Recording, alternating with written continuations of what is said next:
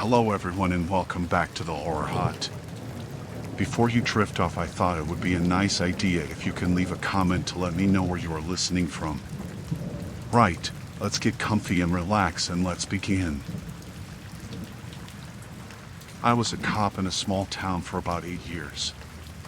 The kind of place where most calls are noise complaints, kids fighting at the park, or someone's drunk cousin starting something at the only bar we had. Everybody knew everybody, which made the job easier and harder at the same time. One night, we finally got a break on a guy we'd been watching for a while. He was a local dealer, nothing big compared to city stuff, but big for us.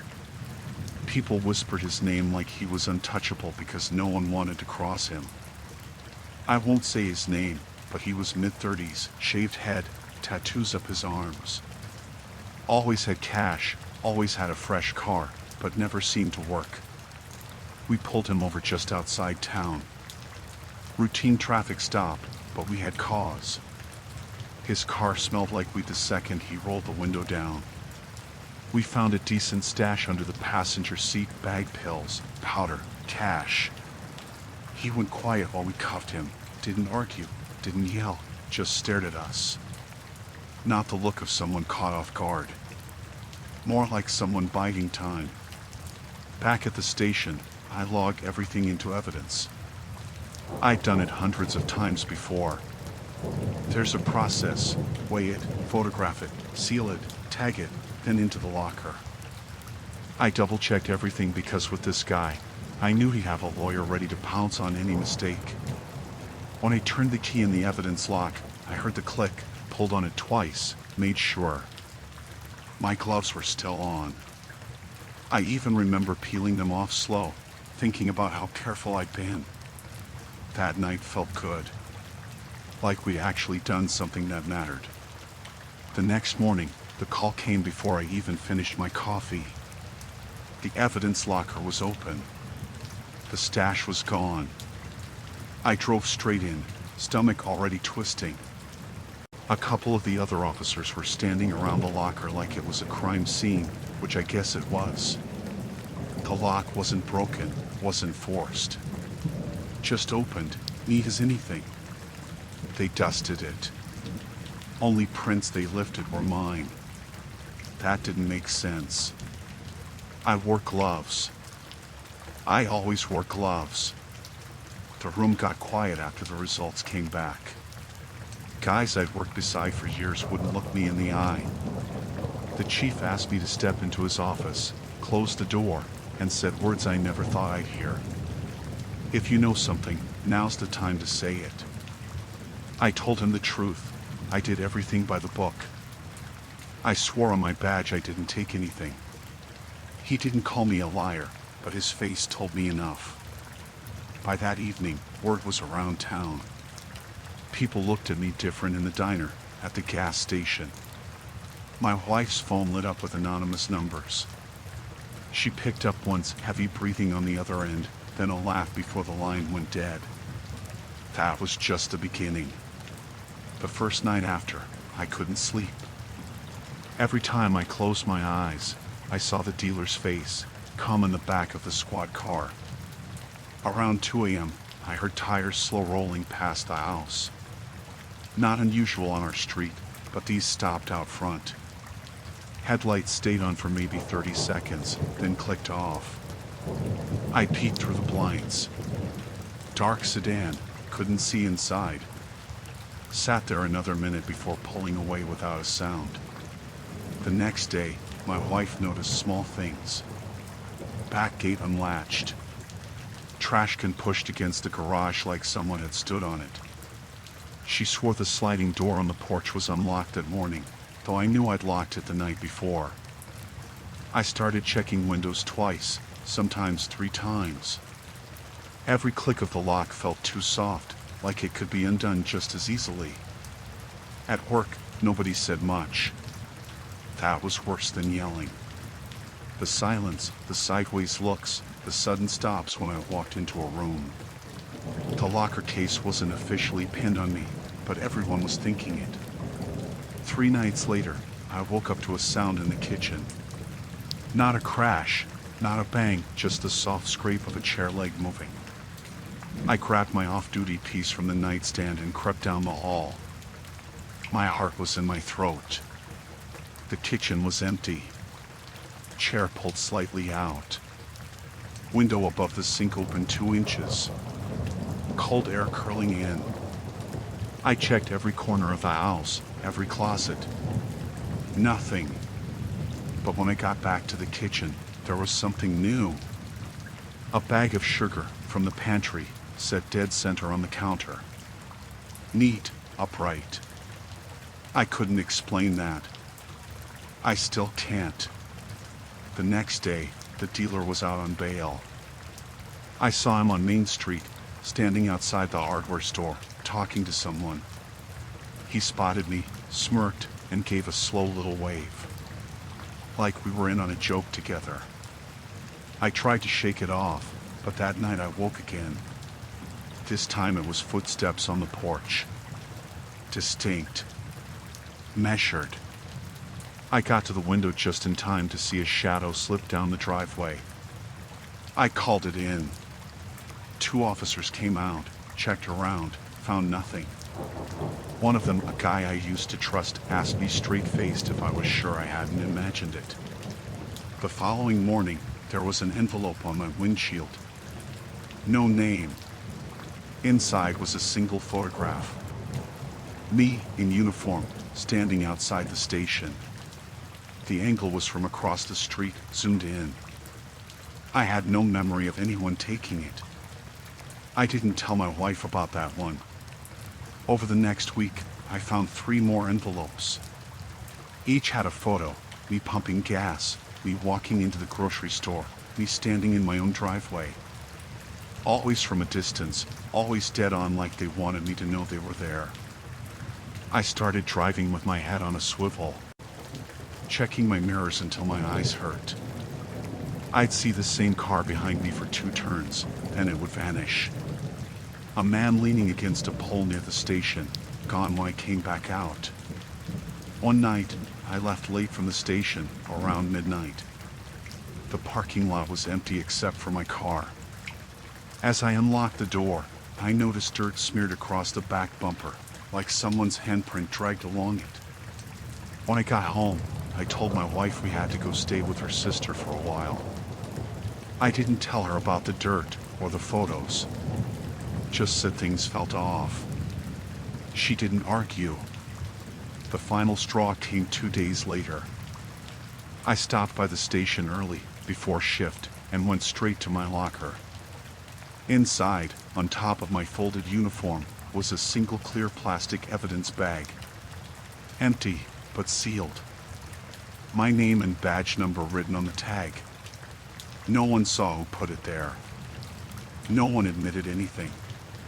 The cameras in the hallway malfunctioned that morning. That was when I knew. This wasn't just a dealer. This was bigger. Someone on the inside was helping him, and they wanted me out of the way. I resigned a week later.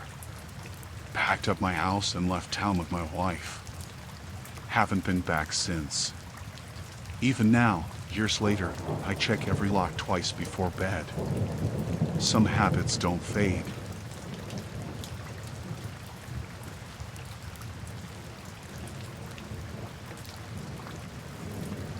I was working nights in a small town, the kind where nothing big usually happens. It was late fall, cold but not freezing, the kind of night where the roads are empty after 10. I was parked by the edge of town, sipping bad coffee from the gas station, when dispatch came over the radio. Female caller, frantic, gave an address out on County Road 6. Said someone was in her house. He's in here. Please hurry. Then the line cut. I asked for the address again to be sure, and dispatch repeated it back. Old farmhouse, middle of nowhere. I knew the place. Passed it plenty of times. Looked abandoned, honestly, though sometimes you'd see a light on upstairs. No backup available. The other unit was tied up with a domestic in town. That wasn't unusual for us, 2 cars on at night, Sometimes just one if someone called out sick. So it was just me heading out there. The drive was 10, maybe 12 minutes, but it felt longer. No other cars, no lights except my headlights sweeping over cornfields and patches of woods. The radio was dead silent. When I pulled up, the place was dark. No porch light, no glow from the windows. Just the shape of the old house against the sky. Siding peeling, shutters hanging off. Front yard overgrown, weeds up to the knees. I parked out front, left the engine running, and got out. The gravel crunched too loud under my boots. I kept waiting to hear something from inside, yelling, movement, anything. Nothing. The front door was unlocked. I stepped in, announced myself. Sheriff's office. My voice echoed through the place, flat and empty.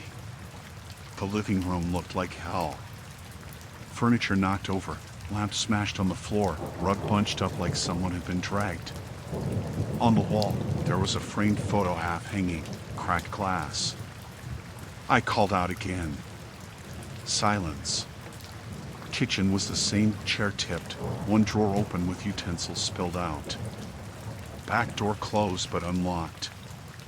I checked it. The grass outside was flattened, like someone had run out in a hurry. Upstairs, I went room by room. Bed sheets tangled, closet doors open, one window raised a couple inches. It felt like everyone had just left in the middle of something. But no people. Not one. I stood in the hallway, trying to slow my breathing, listening. And I realized how quiet it was. Out there in the sticks you usually hear something, crickets, wind through the trees, a dog barking somewhere. But that night it was dead quiet. Too quiet. I went back down, swept the house again, nothing. Checked the barn behind the place, old tools, rusted out tractor, no sign of life. The whole time I felt like I was being watched. Couldn't explain why, but I kept turning, expecting to see someone just out of sight. After almost an hour, I called it in. Told dispatch the house looked ransacked, family missing. Asked them to try the number again. They said, "What number?" I reminded them, 911 call, woman screaming, gave the address. Long pause. Then they said they had no record of any call from that address. No record of a call at all in the past hour, except mine checking in. I thought maybe they mixed it up, so I asked who was on the board. It was the same dispatcher who sent me out there. She swore she never patched me anything like that. I got this cold feeling in my stomach. I heard her voice. I'd written down the address as she gave it to me. But now she was saying it never happened. I drove back to the station. On the way, I kept checking my mirrors. Kept thinking I saw headlights way behind me, but every time I slowed down, they never caught up. At the station, I asked to see the 911 log myself. Nothing.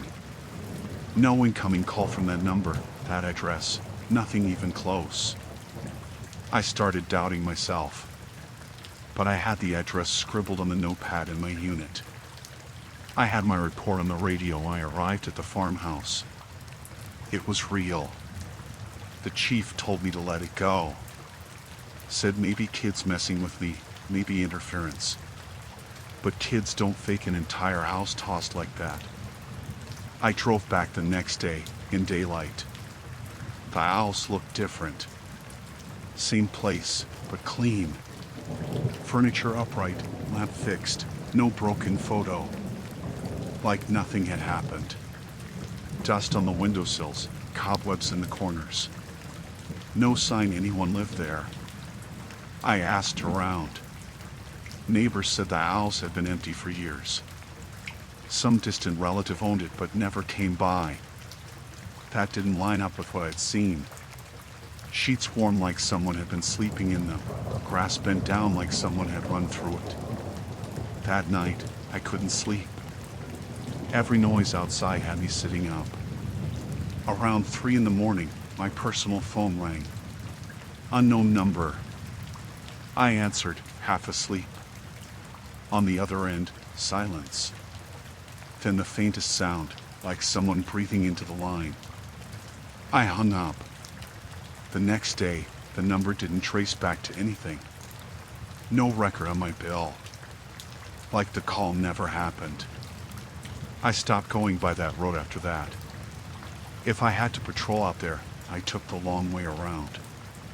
The farmhouse is still standing, far as I know. Windows dark, weeds higher every year. But I'll never forget walking in that night. The feeling that somebody had been right there, seconds before I showed up. And that they wanted me to find it.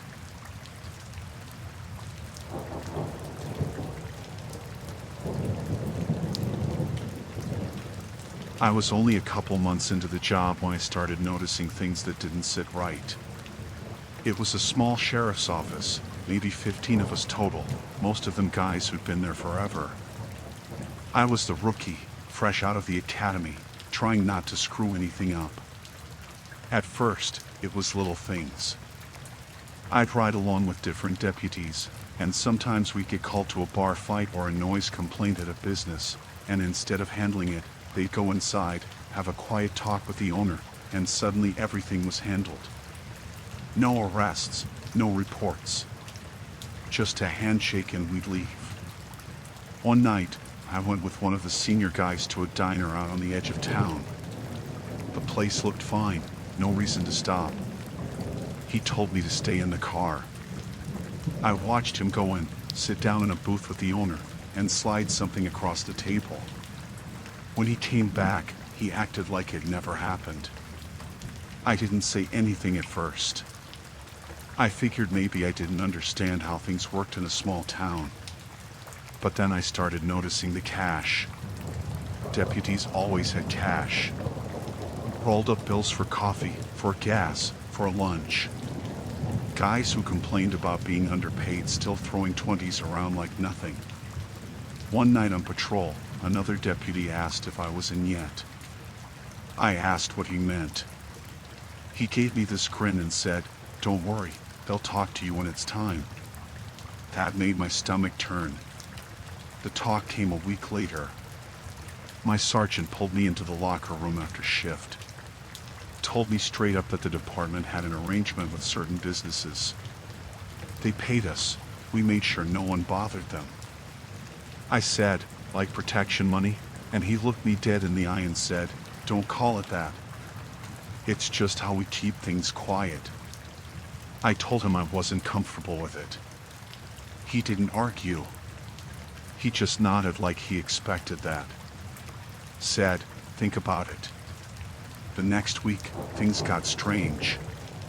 My locker was open one morning when I came in. Nothing missing, but my stuff was moved around. My boots were upside down, uniform shirt crumpled in the corner. No sign of forced entry. The lock wasn't broken, just open. On patrol, I kept feeling like I was being followed. I'd see headlights in my rearview mirror, same car trailing me through empty streets at 3 a.m. But when I turn around, it would be gone. I started getting calls at home.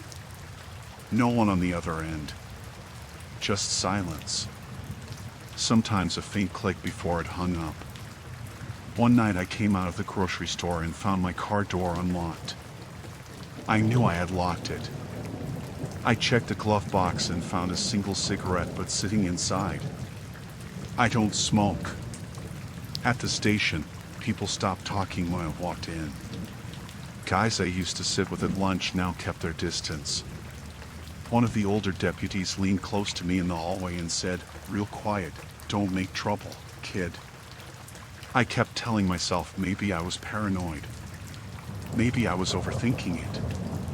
But then came the night on County Road 4. I was parked near the woods, doing paperwork, when another unit pulled up behind me. It was two of the senior deputies. They came to my window, all smiles, asked how I was liking the night shift. Then one of them leaned in and said, "Careful out here. You never know what's in those woods." They laughed and drove off. 10 minutes later, my radio went dead. Just static. I checked the car, checked the connections, everything looked fine, but dispatch was gone. I tried the backup handheld, same thing. That's when I saw headlights coming up the road behind me. Slow, no siren, just creeping up. I didn't wait to find out. I started the car and drove. Took back roads, cut through town, circled around until I was sure no one was following. When I finally got my radio back, dispatch swore they never lost contact with me. Said they'd been calling me all night. The next morning, I found a bullet casing on my front porch. I didn't report it. I didn't tell anyone. I just picked it up, put it in a drawer, and sat there staring at it. I thought about quitting, but I knew if I just walked away, it wouldn't end. These guys weren't going to let someone who knew about their racket just disappear. So I played dumb. I kept my head down, nodded along, acted like I was tired and distracted. I stopped pushing back. It worked, at least enough to keep me breathing. The weird stuff slowed down. The phone call stopped. I still caught guys watching me, but no one said anything outright. After 6 more months, I transferred. Put in for a department across the state. I didn't tell anyone until the day I left. On my last shift, I cleaned out my locker. The lock was busted clean through, like someone had pried it open. Inside, sitting on the shelf, was a folded up piece of paper. No writing, just a Polaroid photo. It was my car, parked in my driveway, taken from the tree line across the street. I put it back, shut the door, and walked out.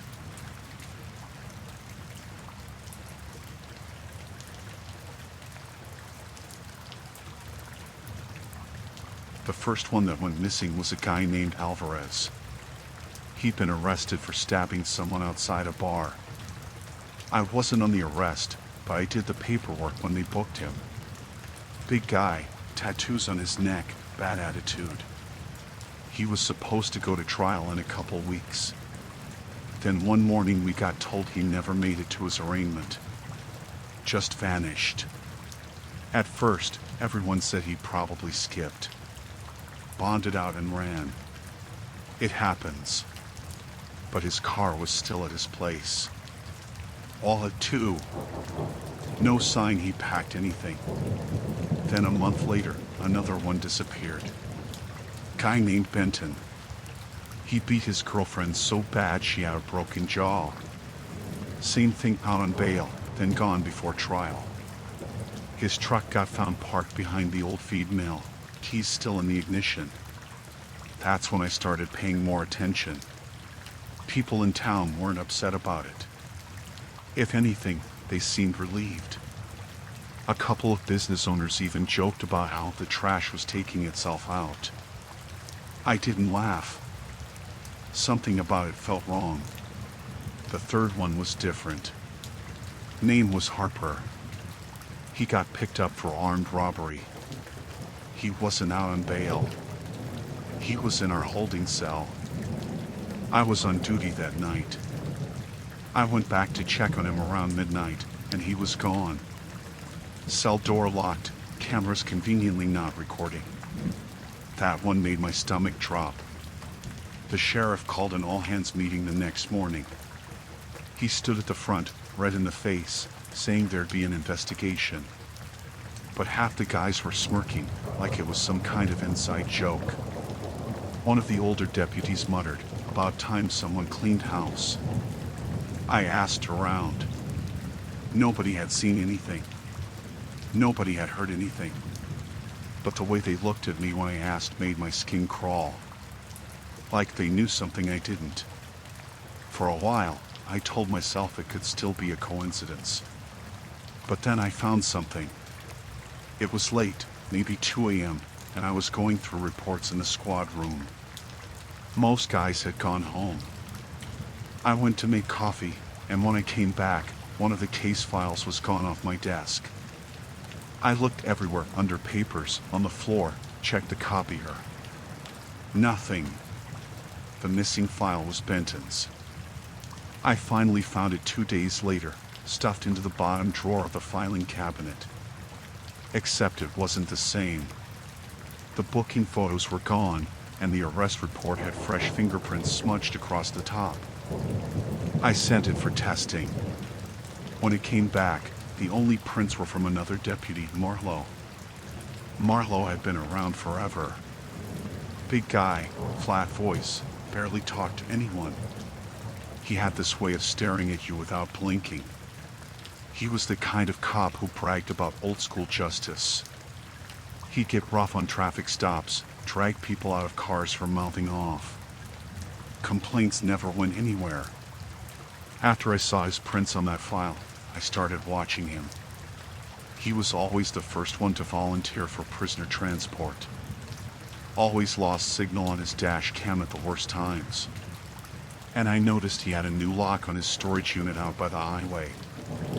I drove past the unit a few nights later. His cruiser was parked out front. Lights off, just sitting there. I kept going, didn't want him to see me, but my chest felt tight the whole way home. The next week, I stayed late after shift. Everyone else cleared out, even the sheriff. Around midnight, I heard footsteps in the hallway. Heavy boots, slow, like someone was taking their time. I thought I was alone. I stepped out of the office and saw Marlowe at the evidence room door. He had the key in, and when he noticed me, he froze. For a second, we just stared at each other. Then he smiled, small and tight. Said he was double-checking some inventory. He shut the door, locked it, and walked right past me without another word. I didn't sleep that night. After that, things started happening around me. My patrol routes kept getting switched without notice. I'd show up for shift and find someone else had been assigned my car. Reports I wrote disappeared from the system, then reappeared with mistakes added, like I'd botched them. One night I came out of the station and found my tires slashed. All four. Sheriff said it was probably kids. But when I filled out the report, I saw Marlowe watching me from the window. Arms crossed, blank face. I thought about going to state police, but I didn't have anything solid. Just suspicions. Fingerprints on a file wouldn't mean much if the whole department closed ranks. And I was starting to realize that more than just Marlowe knew. The smirks, the silence, the way people avoided answering questions, it felt like most of them were in on it, or at least willing to look the other way. The breaking point came with Harper. A week after he vanished from holding, I found a set of Polaroids in my mailbox at home. No envelope, just rubber banded together. They showed Harper tied to a chair in what looked like a basement. His face was swollen, shirt ripped open, blood on the floor under his feet. The last photo was of the same basement, empty chair, no Harper. I drove straight to the station. When I walked in, Marlowe was leaning against the front desk, talking to another deputy. He saw me, and I swear his mouth twitched like he was holding back a grin. I didn't show anyone the photos. I burned them in a coffee can in my backyard that night. My hands shook the whole time. After that, I made a plan. I called in a favor from a friend who worked in a neighboring county. Told him I needed a transfer, fast. I didn't care about the pay cut. I just wanted out. The last week before I left, I kept my head down, barely spoke to anyone. But on my final night shift, I got a call. No ID, just a voice I didn't recognize. Low, flat, almost calm. "You're making the right choice," the voice said. "You don't belong here." Then the line went dead. When I cleaned out my locker the next morning, there was a single item sitting on the shelf that I hadn't left there. A Polaroid photo. It was me, sitting in my patrol car, taken through the driver's side window at night.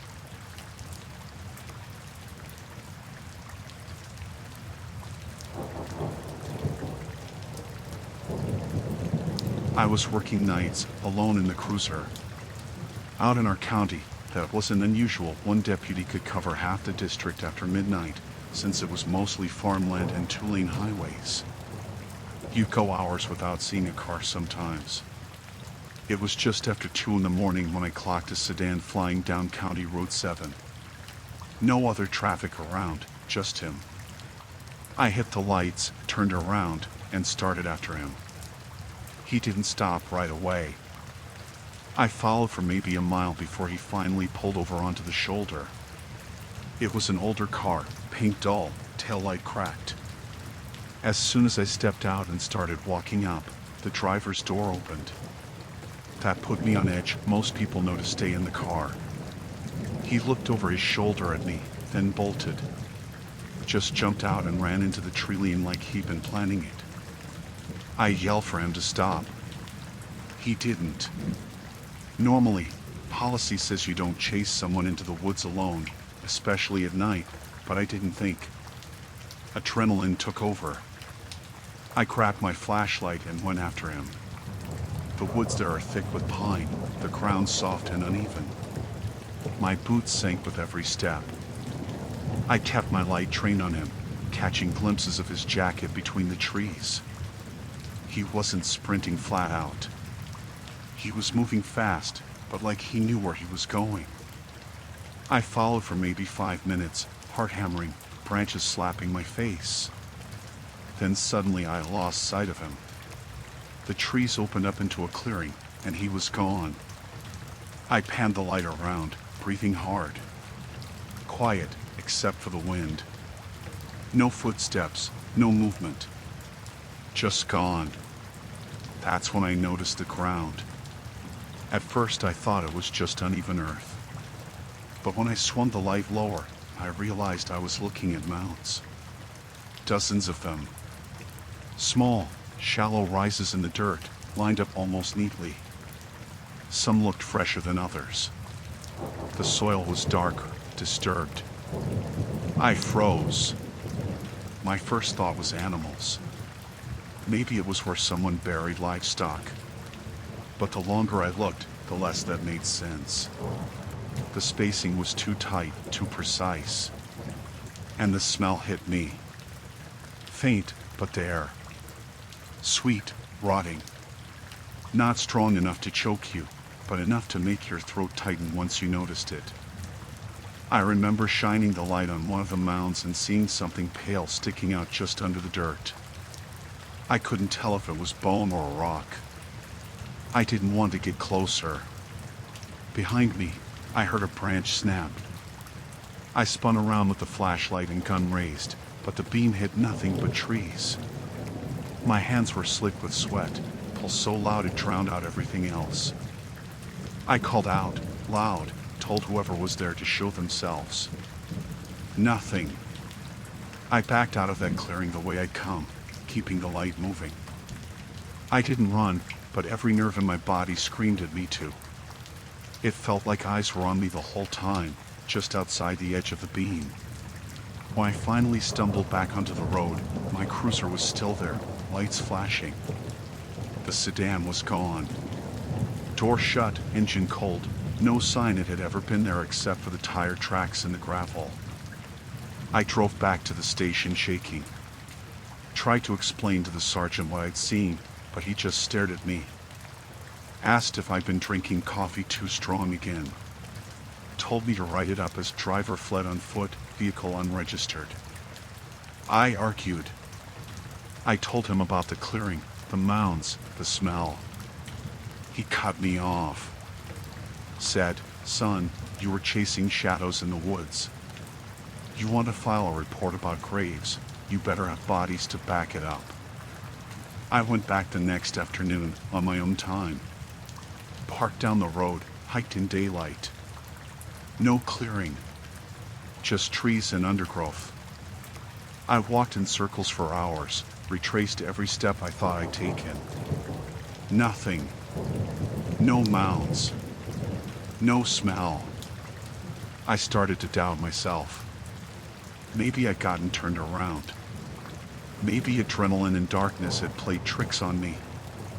But that night, when I went to fill up at the only 24-hour gas station in town, the attendant gave me a look. Said he'd heard chatter on the scanner about a graveyard in the woods. Asked me if it was true. I never told him. Never told anyone else in town either. But for weeks after, I find tire tracks outside my house late at night. Fresh ones in the dirt by the ditch. No car when I looked, just the tracks. Once, around 3 in the morning, my dog started barking at the back fence. I went out with a flashlight, and there was a fresh hole dug in the corner of the yard. 2 feet deep. Just left there. I didn't stay in that county much longer. Put in for a transfer. I never chased another runner into the woods again.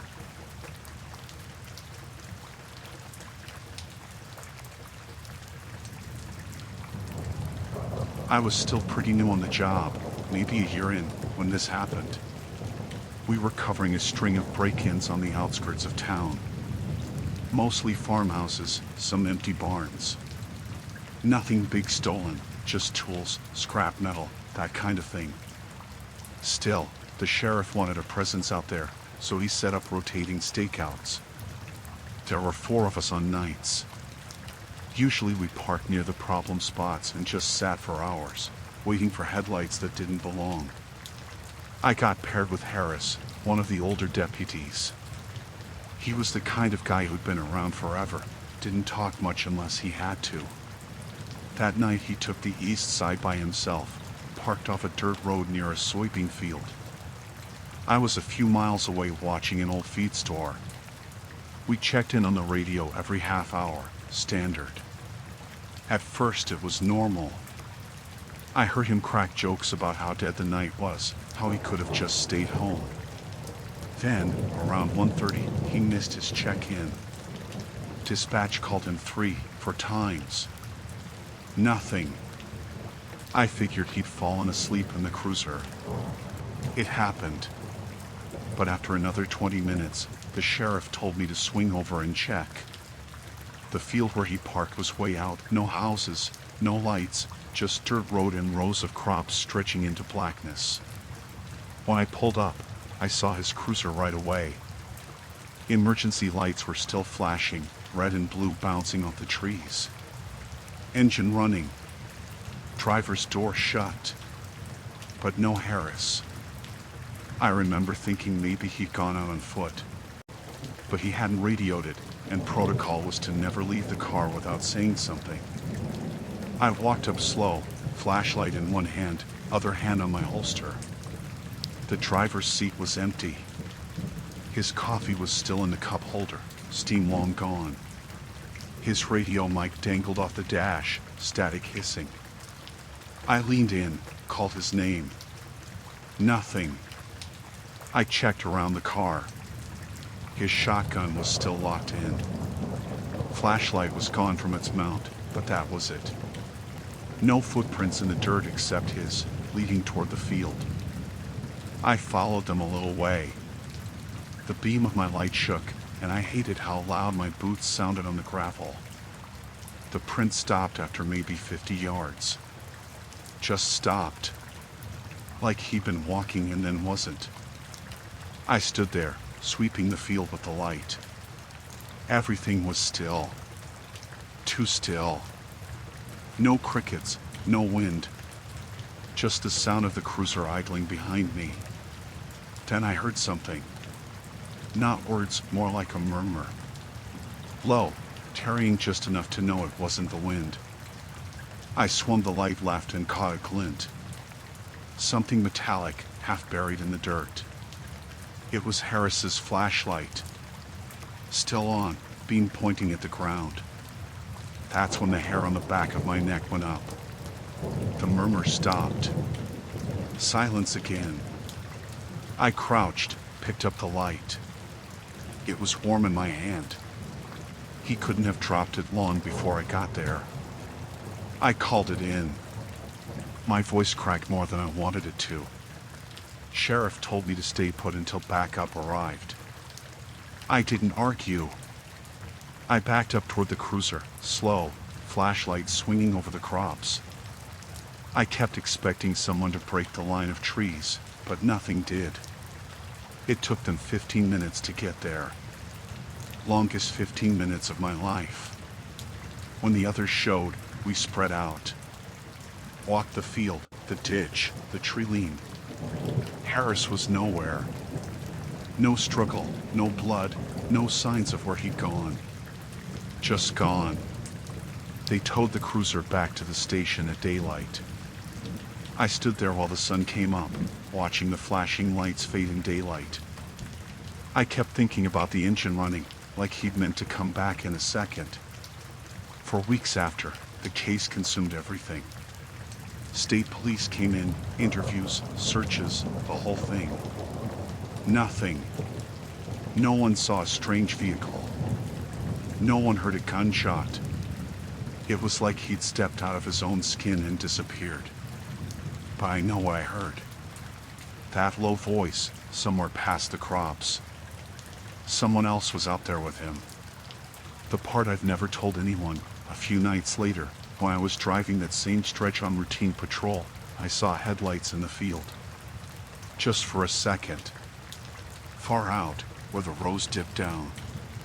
By the time I slowed and looked again, they were gone. No tracks, no lights. I never went back out there alone again.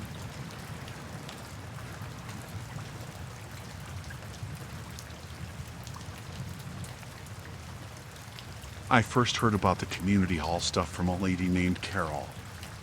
She lived down the road from it and came in one afternoon to say there'd been noise and traffic late at night, cars pulling in around midnight and leaving an hour or two later. She didn't say much else, just that it gave her a bad feeling. I wrote it up like any other complaint. At the time, I figured it was teenagers drinking, maybe some folks renting the space after hours without permission. I drove by a couple nights later, but the place was dark and empty. Then a week later, another call. Different person. Same thing, cars pulling up after midnight, lights on inside for a while, then everyone gone by morning.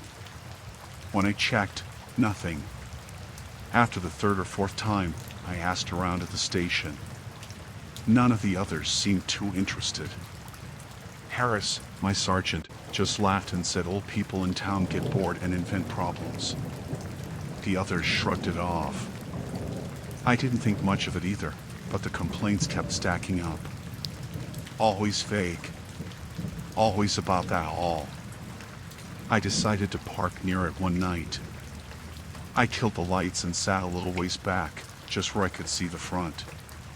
Around 12:30, a pair of headlights came down Main and turned into the lot. Then another. Then another. By 1 o'clock, there were at least 8 cars lined up, all locals I recognized, the bakery owner, a retired teacher, even the guy who runs the gas station. They filed inside without talking much. No music, no shouting, nothing like a party. Just quiet. I sat there for over an hour, waiting. No one came out. When they finally did, it was close to 3. They left in pairs or alone, drove off without saying a word. The lights in the hall went dark right after. The next morning, I brought it up at briefing. Just casually, like, hey, I saw a bunch of cars at the hall last night. Anyone know what's going on there? The room went quiet for a beat. Then Harris smirked and said maybe I needed more coffee, because I was starting to see things. Everyone else chuckled and moved on. That bothered me. I knew what I saw. I went back 2 nights later. Same thing. Cars after midnight, people slipping inside. I thought about walking up, maybe knocking, but I had nothing to go on except noise complaints. After the third time I saw them, I drove by in daylight to look around. Nothing unusual outside. The hall was locked up. But when I cupped my hands to the window, I noticed the chairs weren't set up in rows like normal. They were in a circle. That detail sat in my head all day. When I mentioned it again at work, the reaction was sharper this time. Not joking. Harris told me flat out to stop wasting time on nonsense and focus on my patrol routes. He said the hall had nothing going on and that I should stop bothering people with ghost stories. The way he looked at me when he said it felt off. Too serious. After that, I tried asking around town. Casual questions, like if anyone had rented the hall lately. Everyone I asked gave the same answer: no. Then they changed the subject. One guy even laughed like I'd made a dumb joke. That weekend, I parked closer. I backed my cruiser into the alley across from the hall, engine off, lights out. Around 12:30 again, the cars came. This time I got out and stayed in the shadows. I could hear voices through the open side window. Not shouting, but steady, like someone talking and the rest listening. I crept closer. I caught words here and there: pay, keep quiet, done by fall. It sounded like business, not small talk. Then I heard a chair scrape across the floor inside. My skin crawled. Something about the sound, the way it echoed. I packed up fast, got in my car, and left.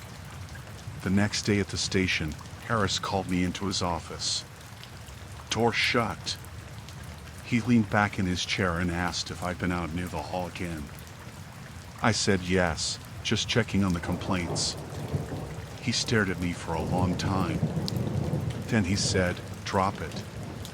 His tone wasn't casual. It was more like a warning. That night, I went home tense. Around 1 a.m., a car idled out front of my house for maybe 2 minutes, then drove off when I pulled the curtain. Could have been coincidence, but it felt wrong. I started noticing things after that. Papers on my desk moved around, like someone had gone through them. My locker wasn't locked the way I left it. Once I came back from lunch and my patrol car was parked in a different spot. Small things, easy to dismiss, but they added up. I stopped bringing up the hall at work. I just nodded along, did my job, went home. But I couldn't shake what I heard. One night, I forced myself back out there, this time with my phone recording. I parked down the street and walked up through the trees. Through the window, I saw them again, chairs in a circle, townsfolk sitting with heads tilted toward whoever was speaking. And among them were uniforms. Deputies. 2 of them. I froze. It hit me all at once, the reason the complaints went nowhere, the reason everyone denied it, the reason Harris warned me. They were in it. Whatever it was. I backed away slow, heart hammering. My boot cracked a branch. Voices inside paused. I didn't wait. I ran the long way back to my car, kept the lights off until I was 3 blocks away. That was the last time I went near the place. I don't know what they were doing, not exactly. Protection racket, money under the table, something else.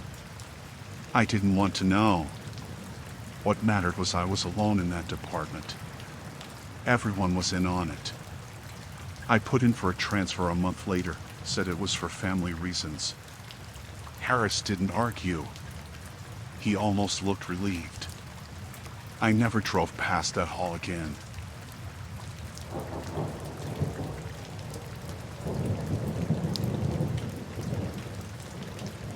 The call came in just after 9 at night. Welfare check. Dispatch said a neighbor hadn't seen the old guy who lived out on County Road 14 for a few days. The house was on a farm that hadn't been worked in years, just fields of weeds and a couple rusted tractors sinking into the dirt. I wasn't excited to go. Calls like that usually meant someone fell or passed away alone. Either way, you didn't walk out of those places feeling good. When I pulled up, the porch light was on, swinging a little in the wind. The house was peeling white paint, one of those two-story farmhouses where every window looks like a pair of tired eyes. I shut the cruiser door and the night went quiet in that way it does out in the country. No cars, no voices, just crickets and the distant hum of power lines. I knocked on the door. Nothing. I tried again, louder. Eventually, I heard the floor creak and the deadbolt slide back. The man who opened up was thin, gray hair sticking out, wearing old coveralls. His face was slack, like he hadn't smiled in years. "Evening, sir," I said. "We got a call to check on you. Neighbors said they hadn't seen you around." "I'm fine," he said quickly. His voice was hoarse. "Don't know why they bothered you." I asked if I could step in and take a look. He hesitated, then pushed the door open. The smell hit me first: damp wood, mildew, and something sour underneath. The air was heavy, like the windows hadn't been opened in months. Inside was cluttered but not filthy. Old furniture, piles of newspapers, a TV from the 80s. He shuffled ahead of me into the living room and sat in an armchair, his shoulders hunched like he was guarding something. I was about to ask him a few routine questions when I heard it. Faint, but clear enough. A muffled sound, short and sharp, like someone trying to yell with their mouth covered. It came from below us. The man must have seen my face because he spoke up right away. "Pipes," he said. "Old house makes noise." I'd been in plenty of old houses. Pipes bang, floors creak, vents whistle. None of them sounded like that. I stood there, listening. The silence stretched. Then, again, softer this time, but it was there. A cry. I asked him if anyone else was living there. He shook his head too fast. "Just me." "You're hearing things." I told him I needed to check the basement. He tensed up in his chair. "Ain't nothing down there," he said. His eyes locked on me, unblinking. That was the moment my stomach turned. I was alone, no partner, no backup anywhere close. The nearest deputy was at least 20 minutes out. And here I was, standing in this man's house, with him between me and the front door. I tried to keep my voice calm. "Sir, I need to check." "Just routine." He didn't answer. Just sat there, his jaw working like he was chewing on something. The basement door was in the kitchen. I stepped toward it, and that's when he moved. Not fast, but deliberate, like he was deciding if he should stop me. His hand twitched toward the pocket of his coveralls. I froze, hand on my radio. "Keep your hands where I can see them," I said. My voice came out sharper than I meant. He raised his palms slowly, showing they were empty. His expression didn't change. I pushed the kitchen door open. The basement stairs were steep, the kind that looked like one wrong step would send you tumbling. A weak bulb hung on a chain, casting yellow light that barely reached halfway down. I clicked on my flashlight and started down, every step creaking loud. The air grew colder, damper, carrying that sour smell even stronger. At the bottom, concrete floor, shelves of canned food, boxes stacked to the ceiling. My light swept across it all. Nothing moved. Then the sound again. Clearer now. A muffled cry, followed by pounding, dull thuds against wood. It was coming from under my feet. I crouched, shining the light. In the far corner, half hidden behind a stack of crates, was a section of floor that looked newer than the rest. Fresh boards, different nails. No dust on them. I walked over, heart pounding, and set my hand on the wood. Another muffled voice came up through it, desperate, choked. I keyed my radio. My voice shook when I called in possible confinement. I need backup at County 14, Old Farm, immediately. Dispatch started to answer, but the radio hissed, then went dead. Just static. I lifted it again, tried twice more. Nothing. Above me, the floor creaked. Slow steps. He was pacing. I backed toward the stairs, keeping my light on that corner of the floor. I was weighing options. Do I try to rip it up myself, or get out and wait for backup? If I left, whoever was down there might not last. If I stayed, I might not either. The steps upstairs stopped. The silence was crushing. Then the basement door at the top groaned. He was standing there, shadow cutting across the light. You need to leave, he said flatly. Ain't nothing here for you. I tightened my grip on the flashlight.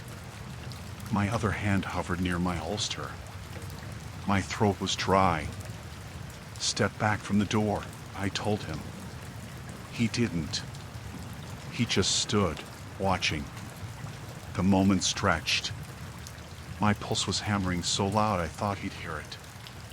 Then, finally, he let out a breath, muttered something I couldn't catch, and shut the door. I bolted up the stairs, 2 at a time, and shoved it open. The kitchen was empty. So was the living room. Front door wide open, night air pouring in. He was gone. I called for backup again, and this time the radio crackled to life. My voice came out too loud, almost panicked, as I gave the address again. When the others finally arrived, we pulled up the floorboards in the basement corner. Underneath was a pit, maybe 4 feet deep. Inside were 2 people, a man and a woman, both bound and gagged, eyes wide and wild when the light hit them. They were weak, dehydrated, but alive. We got them out, called EMTs. The old man was never found. His truck was gone, his things left behind. It was like he'd vanished into the fields.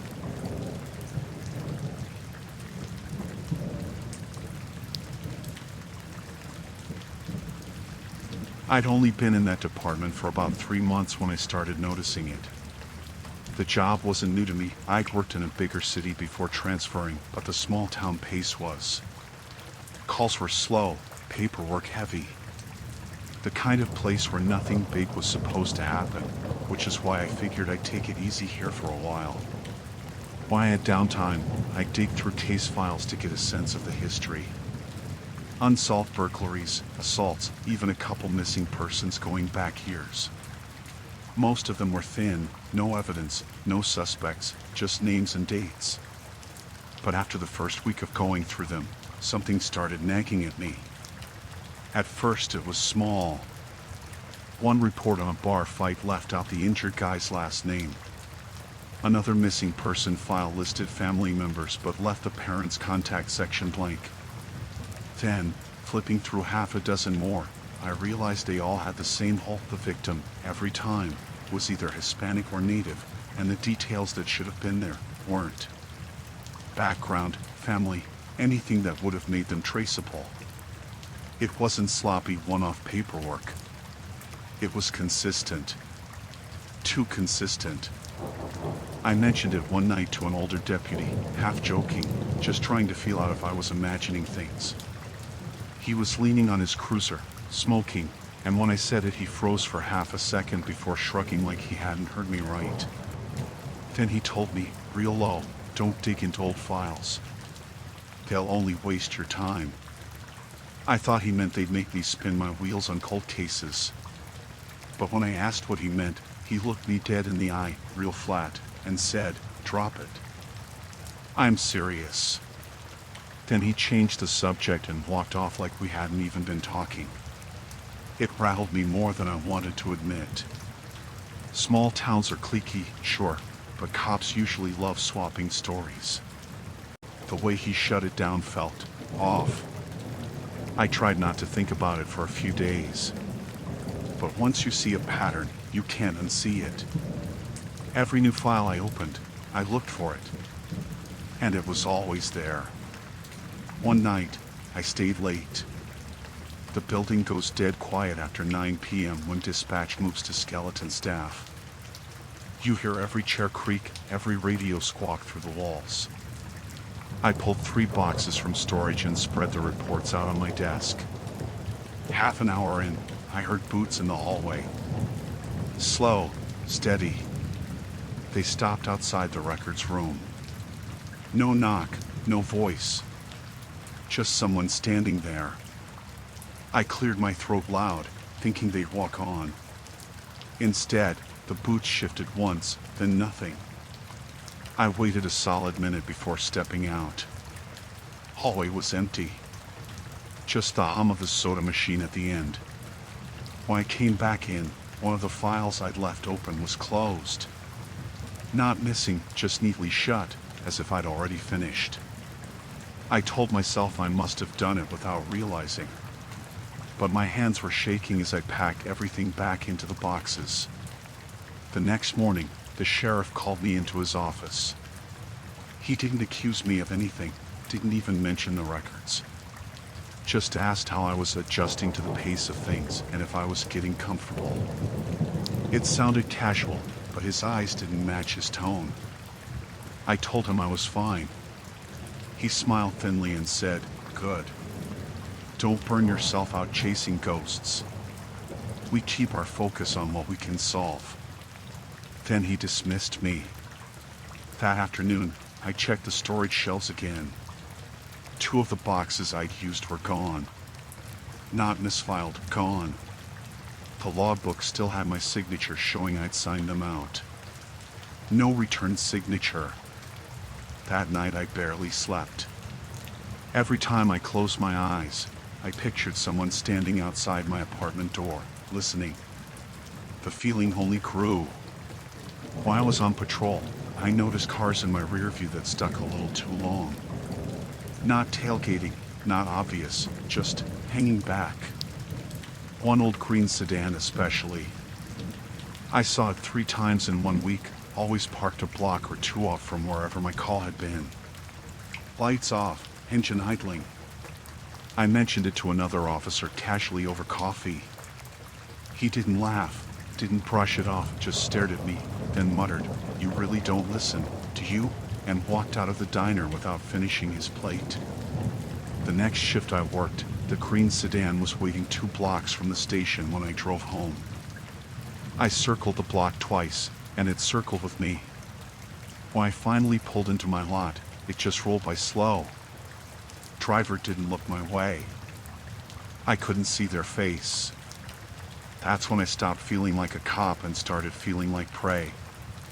I kept my head down for the next week. Did the calls, filed the reports, made small talk like nothing was wrong. But inside I was knotted up. I started carrying my off-duty weapon even in my apartment. One night, about a week later, I was dispatched out to a welfare check. Caller anonymous said someone was yelling in a field south of town. I drove out empty gravel road, no houses for a mile. My headlights swept across dry grass and barbed wire fences. Nothing. I keyed my radio to ask dispatch for a callback number. No record of the caller, they said. It had come in from a blocked line. I sat there with the engine running, lights washing over the field. Then I saw it, a figure at the far edge, right by the fence. Just standing. Too far to make out details, but they weren't moving. I stepped out with my spotlight. As soon as the beam hit the fence, the figure dropped out of sight, like they'd crouched or laid down. I didn't chase. I backed into my car, locked the doors, and drove straight back to town. When I got in, I wrote the bare minimum in the log. Checked the unfounded box. Closed the report. I knew then I couldn't stay. Not in that town, not with those people. I packed a bag that night, called in sick the next day, and drove 6 hours to a friend's place in another state. I didn't even quit formally, just left. A week later, I checked the department's public records page out of curiosity. That welfare check I'd been sent to, the report wasn't there. It wasn't anywhere. My name, my notes, gone like it never happened. That told me all I needed to know. Whatever's been going on there, it's not sloppy work, and it's not laziness. It's deliberate. And everyone in that department is in on it. I never went back.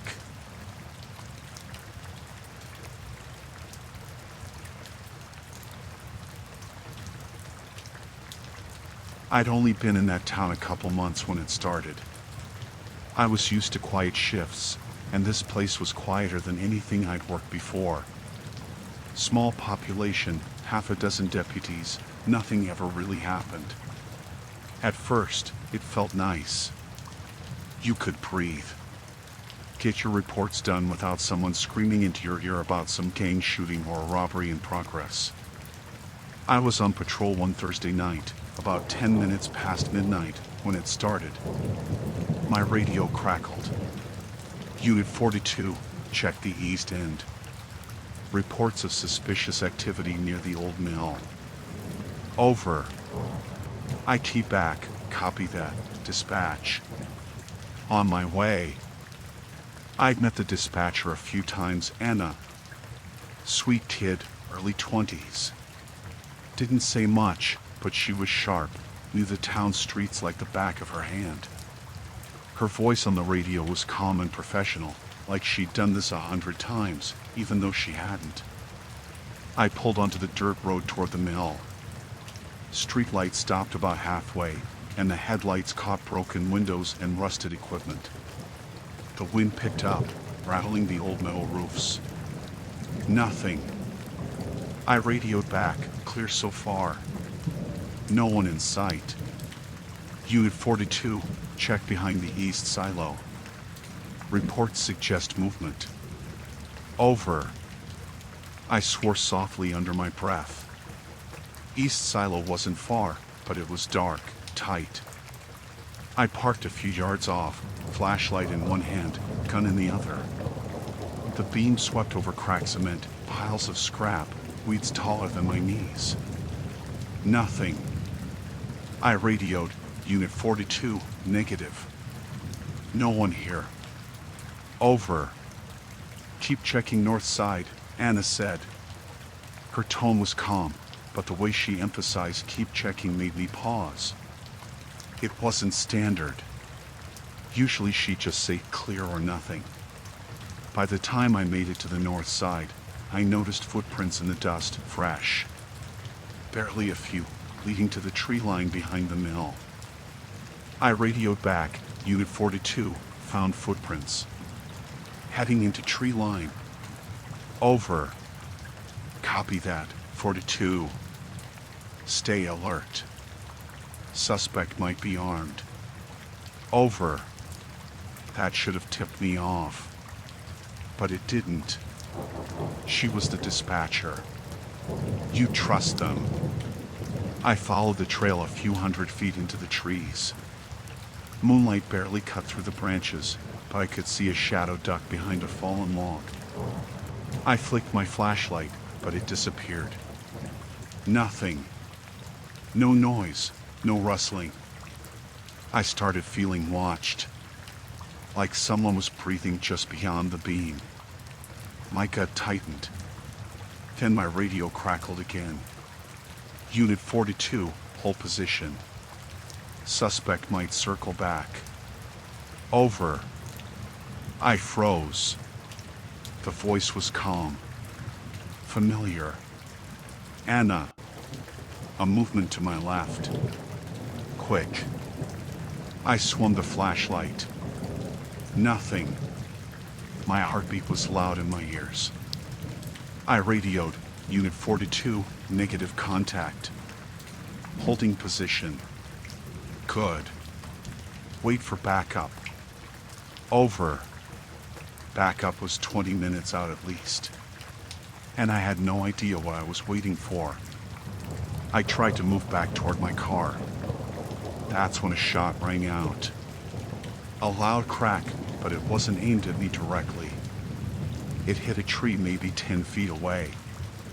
I dove behind a stump, heart hammering. Unit 42, stay low. Keep eyes on perimeter. Over. Anna's voice, calm, guiding.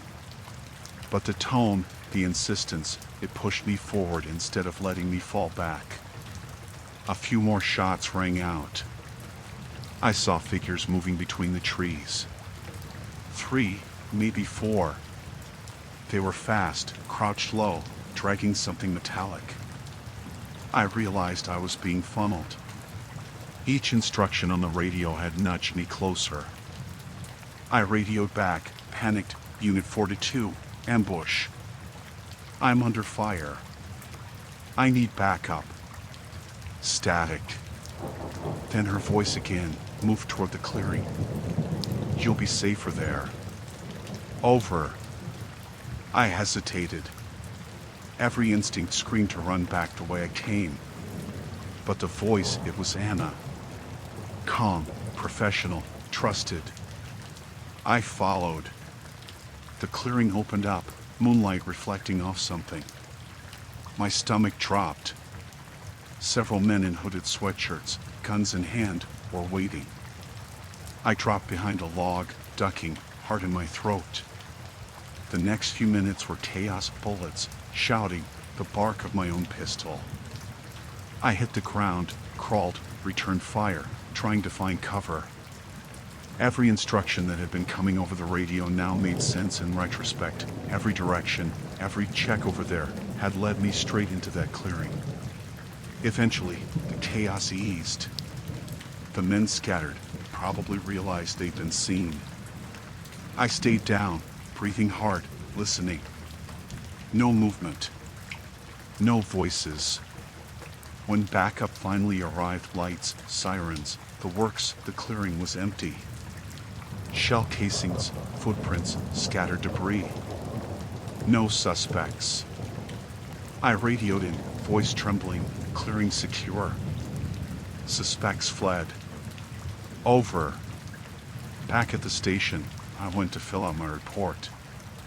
That's when I got the call. Sheriff's voice, tight and low. Are you sitting down? I frowned. Yeah, what's up? Anna's dead. Car accident. Last night. Around 10:30. I froze.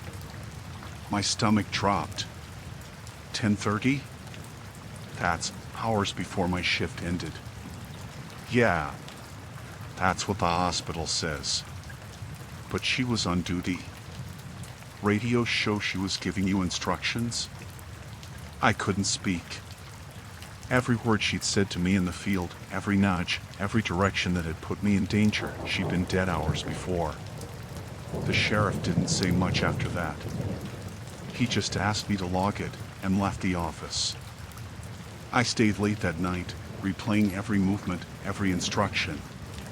The direction to the clearing, the insistence on staying low, moving forward instead of retreating, it all lined up.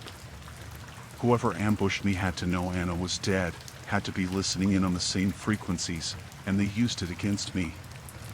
Over the next week, I stayed on edge. Every call, every dispatch, I double-checked. I didn't move unless I knew the street, the location, the angle. The same pattern kept repeating. Leads I followed alone ended in empty barns, abandoned fields, shadows at the tree line. Each time I radioed in, static or silence followed. I started taking notes. Every time someone new came on the frequency. Every shift Anna's old frequency had been active. Eventually, I noticed a pattern. Someone was impersonating her, giving instructions, leading officers into traps. I didn't tell anyone. Who would believe it? A dispatcher guiding you into an ambush from beyond the grave? I kept my head down, made sure to work in pairs, and stayed aware. Every moment of that first night became training. Every ambush became a lesson. Eventually, I managed to make it through a shift without another incident. I changed frequencies, only worked with deputies I knew well.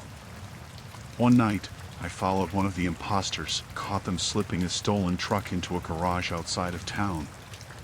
They saw me but fled before I could get close. I called backup and the truck was recovered. That was the first tangible evidence I had that someone was using Anna's voice as a weapon. Months later, the case went cold. I transferred out, quietly. Took a different department in another state. I still remember the voice, calm, guiding, familiar. The way it made me trust, made me move where I shouldn't. Every time I get on a new radio at work, I double check. I don't assume it's safe.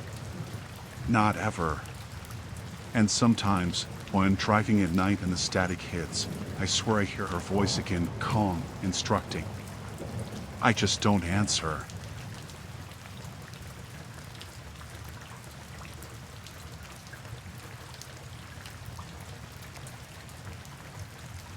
I was still new to the force, a year in, small town with barely enough cops to cover the main roads. Nights were mostly quiet, calls about barking dogs, minor accidents, the occasional drunk passed out in the park. You get used to the slow, the uneventful. Makes you complacent. It was a Friday night, close to midnight. I got a call about a fight outside a bar downtown. Nothing unusual for a Friday night. When I arrived, the scene was chaotic, a few people yelling, another guy bleeding from a cut above his eye. I separated the crowd, grabbed the suspect, a guy screaming at everyone, swinging his fists even after the victim had backed off. I cuffed him without incident and walked him to the cruiser. That's when I got a good look at his face under the streetlights. My stomach sank. The features, the way the jaw said it was him. The councilman. One of the oldest families in town. Guy everyone's afraid to even criticize, let alone arrest. I blinked. Maybe a twin, right? Couldn't be him. Not possible. But the resemblance was uncanny. I booked him, followed all the usual procedures. Mugshot, fingerprints, the works. My sergeant didn't seem to notice anything unusual. He just nodded and said, "Good work. Paperwork first thing tomorrow." I left the station feeling weird. My gut was tight, uneasy, like something had shifted but I couldn't put my finger on it. The town councilman was supposed to be untouchable. No arrests, no public incidents. Everyone knows that. And I'd just done it. The next morning I came in early to check the booking records. The files were gone. The mugshot didn't exist.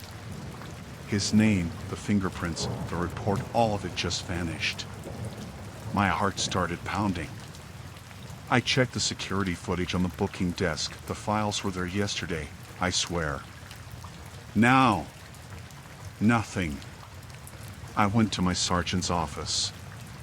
"Did anyone touch the records last night?" I asked, trying to sound casual.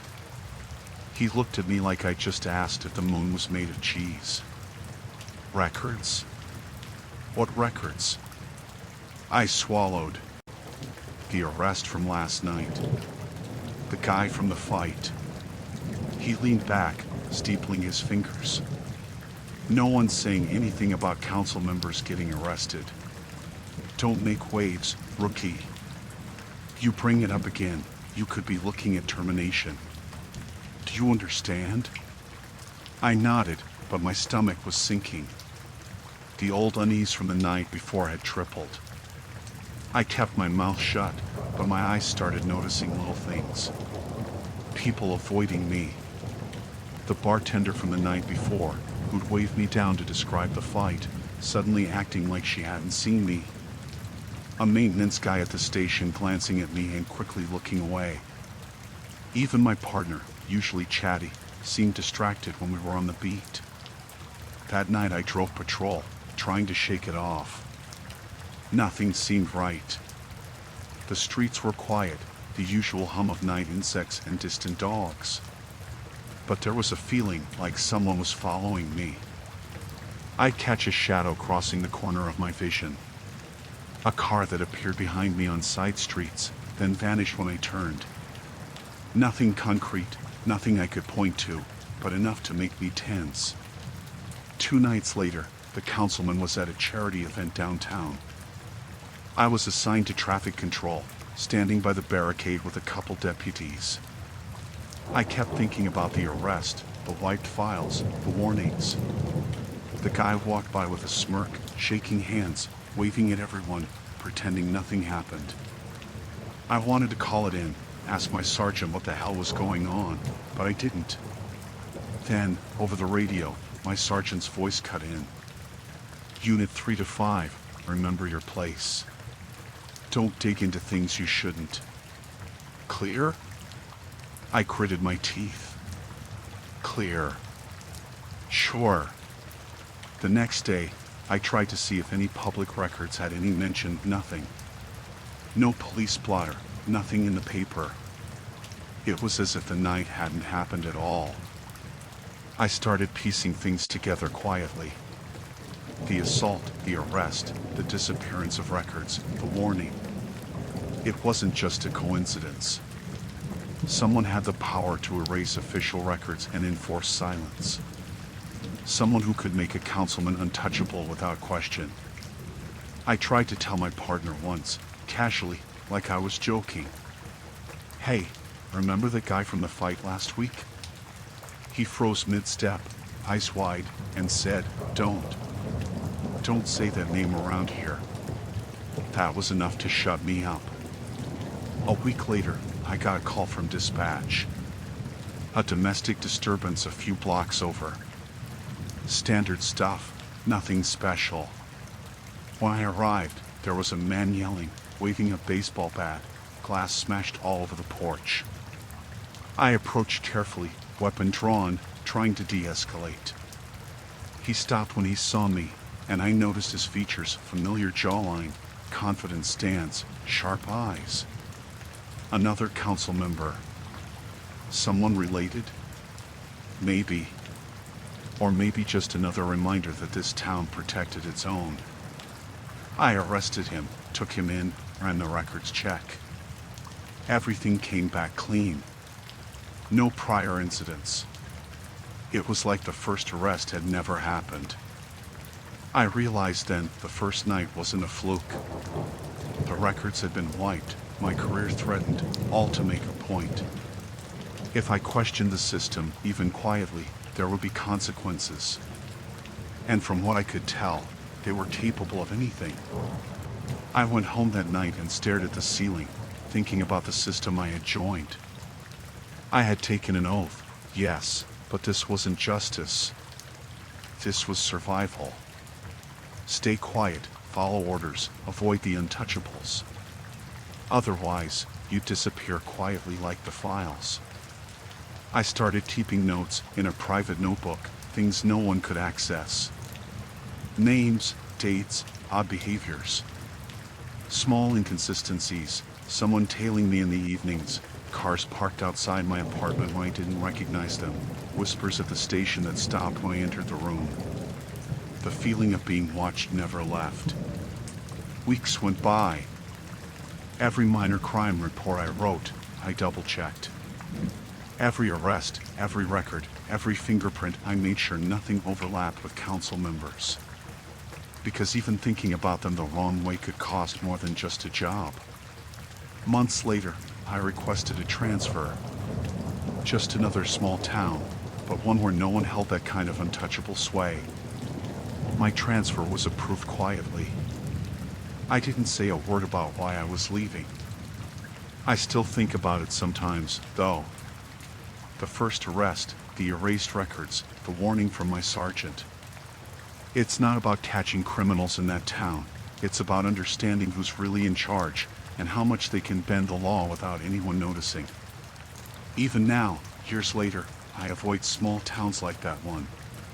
Places where politics and fear control the law more than evidence or procedure. I remember the face of that man in cuffs, the one whose mugshot didn't belong in any file. I remember the hollow silence of the station when I asked questions. I remember the unease of realizing how small a cop is when the town itself conspires against him. I made it out.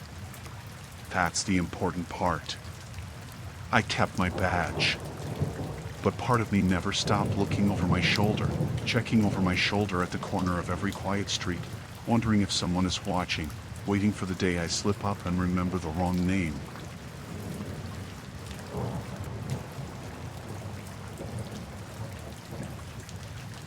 I was on night shift when the snow started. Not the light, pretty kind of snow that looks nice in movies. This was the kind that smothers everything, sticks to windshields, makes the roads vanish. We had a warning about a blizzard moving in, but in a town like ours, the streets don't shut down. People still drive, still get stuck. That's when the call came in. Some guy stranded on Route 16, near the old mill. Single vehicle, reported as just pulled off the road. I grabbed my coat, checked my radio, and headed out. Visibility was maybe 20 feet. The streetlights were barely cutting through the whiteout. The wind howled like it was alive. I found him crouched beside a pickup that looked half buried in snow. He waved when he saw me, almost too eager. "Hey, officer. Appreciate you stopping," he said. His voice was calm, nothing panicked, but the way he looked at me made my gut twist. Pale face, dark circles, like he hadn't slept in days. "Vehicle trouble?" I asked, keeping my distance. "Yeah, stuck, I guess." He didn't volunteer much else. I could see the snow had frozen to his jacket. I radioed dispatch to let them know I'd made contact and that I'd wait with him. Something about him was off. He didn't shiver. Didn't seem cold. He just stood there, leaning slightly, looking at me with this weird, empty focus. I tried to make small talk. "Name?" "Call me," he hesitated, "Eli." I nodded. Nothing unusual, just a name. But then he said it. "I'm wanted, you know." I froze. "Wanted?" "For multiple murders," he said casually, like it was a story he read somewhere. "I guess they're still looking for me." The snow and wind hammered my face as I stared at him. My hand drifted to my holster, not because I thought he was going to do something, but instinct, pure gut reaction. "You're joking, right?" He shook his head. "Nope. Been a while since I was last spotted. Thought maybe you'd want to know." I checked the road behind me. No one else. The snowstorm made everything seem muted. The wind drowned out the world. He stepped a little closer, but not in a threatening way. Just close enough that I felt trapped in the white blur around us. I radioed dispatch again. "Unit 7, stranded motorist. Reports he may be wanted for violent crimes. Request backup." While I waited, I tried to keep the conversation normal. Asked how long he'd been out here, where he was headed. He answered everything, but never directly. Always this half smile, like he was enjoying the story unfolding in my head. Then, something made me shiver. I glanced at the edge of the woods by the roadside. Movement? Or was it just snow swirling? Hard to tell. The feeling in my chest didn't go away, the sense of being watched, though I was the only person on this stretch of road. Minutes later, headlights appeared. Relief hit me back up. A second cruiser. I waved them down. But when they stopped, Eli was gone. Where'd he go? I asked, heart pounding.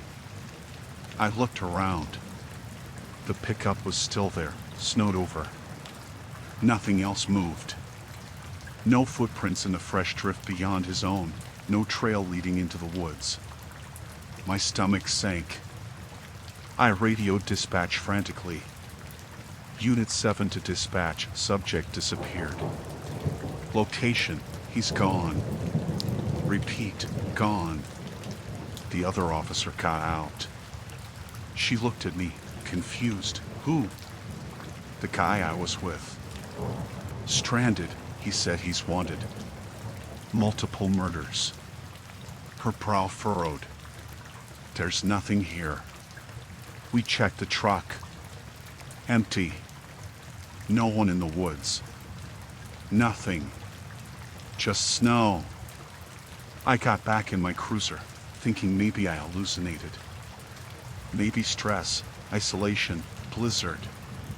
But the body cam, I had it rolling the whole time. I fumbled to review it. And there he was. Clear as day. Talking to me. Leaning against the truck. Telling me about the murders. Every word. Every movement. I froze again. I rewound, watched it again. No glitches. No tampering. And yet, standing there in the blizzard outside, Eli didn't exist. The other officer saw nothing. Dispatch saw nothing. I drove slowly back toward town, keeping an eye on the roadside. The wind howled, the snow lashed at the windshield, and I felt every shadow in the trees pressing down on me. Every time I thought I saw a figure at the edge of my headlights, I flinched. But it was always just snow, always just branches.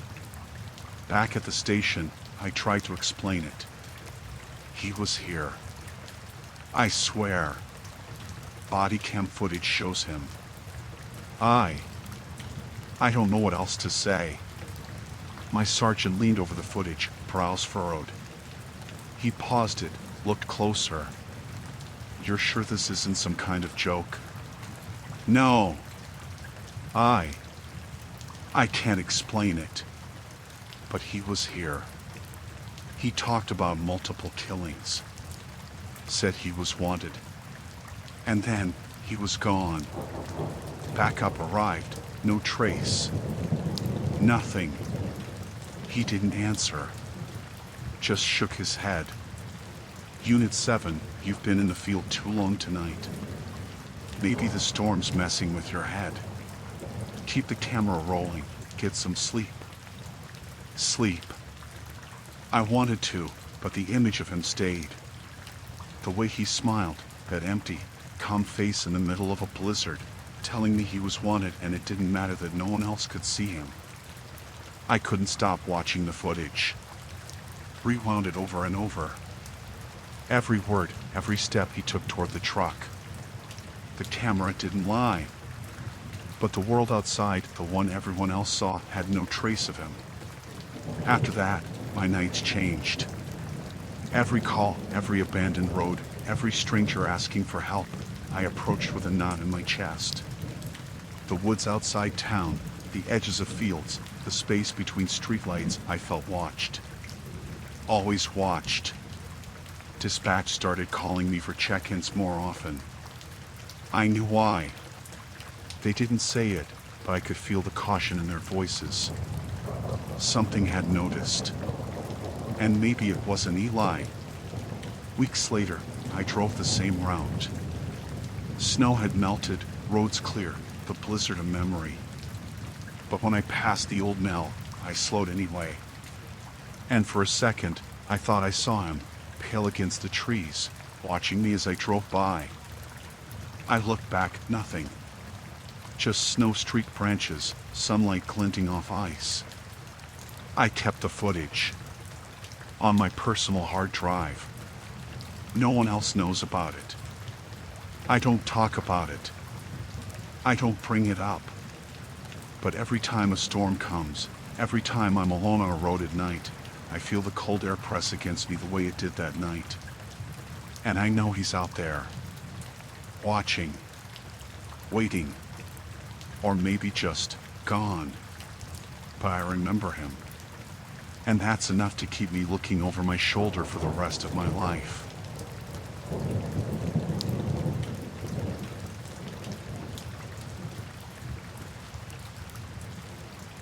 I noticed the first one the morning after a long night shift. I got home, tossed my keys on the counter, and there it was, sitting on the edge of my kitchen table, a Polaroid. I picked it up, frowning, and my stomach dropped. It was me, sitting on my couch, still in uniform, coffee cup in hand. I live alone. No one's been in my apartment while I was gone.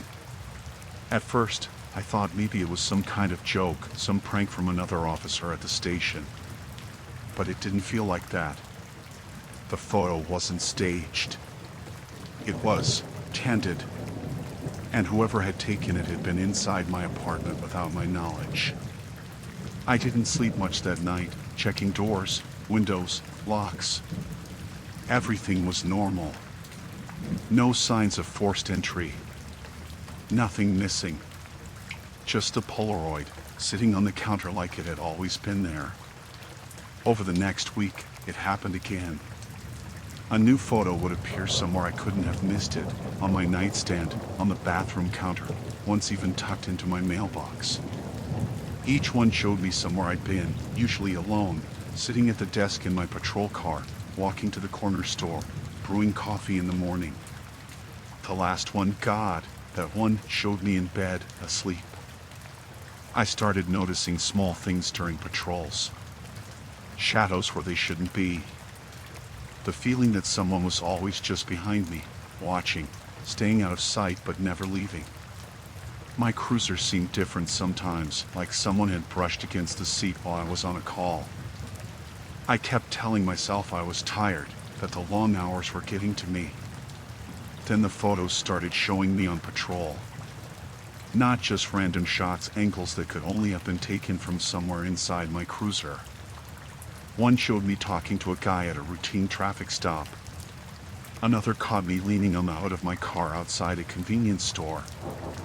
Every time, I scanned the area, but no one was there. I tried to keep it together. I didn't mention it to anyone at the station. I didn't want people thinking I was losing it. But the tension built. Every time I left my apartment, I checked the windows, the doors, the back alley. Every time I sat in my cruiser, I made sure to look in the mirrors more than usual. I felt exposed, like the calm streets were just a mask hiding something waiting. One evening, after a routine shift, I parked at the station, got out, and saw a Polaroid stuck in the windshield wiper of my cruiser. I froze. The photo showed me sitting in my kitchen, late at night, looking through a stack of Polaroids. That moment right there, the same one I'd experienced the night before, captured perfectly. I dropped the photo like it burned me. Heart racing, hands shaking, I went inside. My sergeant noticed. "You okay?" he asked. Yeah, just tired." I waved it off. I was lying, but I couldn't tell him. I couldn't tell anyone. Not yet. The next week, the photos escalated. They weren't just showing me anymore, they were arriving in my patrol bag, on the station desk, even in the locker room. One morning, I found a Polaroid in the locker I hadn't opened in months. It showed me sitting in my cruiser, waiting at a red light, looking straight at the camera. Except the angle.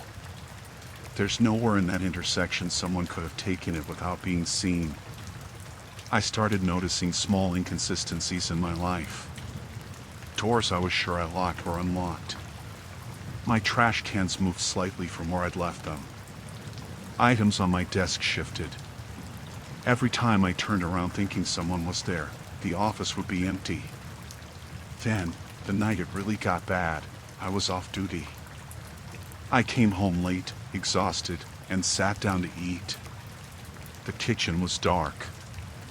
I reached for the light, and a Polaroid slipped from the ceiling vent above the table. It was me again. Sitting at that same table, eating the same meal, in the exact same position I was right now. My hand shook so badly I dropped it. I didn't sleep that night. I sat in the living room, lights on, checking every window and door. Nothing. No signs anyone had been there. Just me, wide awake, trying to convince myself I wasn't imagining it. Over the next few days, I installed cameras. Discreet ones pointed at the doors, the windows, even the vents. I told myself this was proof. I'd catch whoever it was. And then came the first video. I checked it, heart thudding. It wasn't footage of a break-in or someone sneaking in. The video showed my kitchen, early morning, just me making coffee. Except, I was asleep in bed when the recording started. The footage caught me standing in the kitchen, alone, looking at the camera. I don't remember leaving my bed. I left the house that day. Didn't go back for hours. Drove the long way around, parked in a lit supermarket lot, tried to breathe. I called dispatch, told them I had a personal emergency, and just drove. When I came back, the Polaroids were gone. Every single one. The cameras? Clean. Nothing on the memory cards. I started carrying a gun everywhere, patrolling the house obsessively. I avoided leaving my apartment. I stopped going on foot patrols unless I had backup. Every shift, every call, I double-checked my cruiser, my station locker, my own apartment. Weeks passed. I convinced myself it was someone else, someone following me, maybe a stalker who knew I was a cop. But no one ever approached, no one was caught, nothing. Then came the last one. I was sleeping, too exhausted to keep watch. Morning light was coming in through the blinds. I woke to a Polaroid on my chest. It was me. Lying in bed, eyes closed, hands on the blanket. And standing in the corner of my bedroom, just barely in the frame, someone watching me. A silhouette. Human shape. I bolted upright. The room was empty. Windows locked, doors locked. My gun was on the nightstand. Nothing else. I packed a bag that morning. Told my sergeant I was taking vacation, needed some time off. I didn't mention the photos. I don't think anyone would have believed me. I left town for a week. Stayed in a hotel far away. I didn't leave the room, didn't answer calls.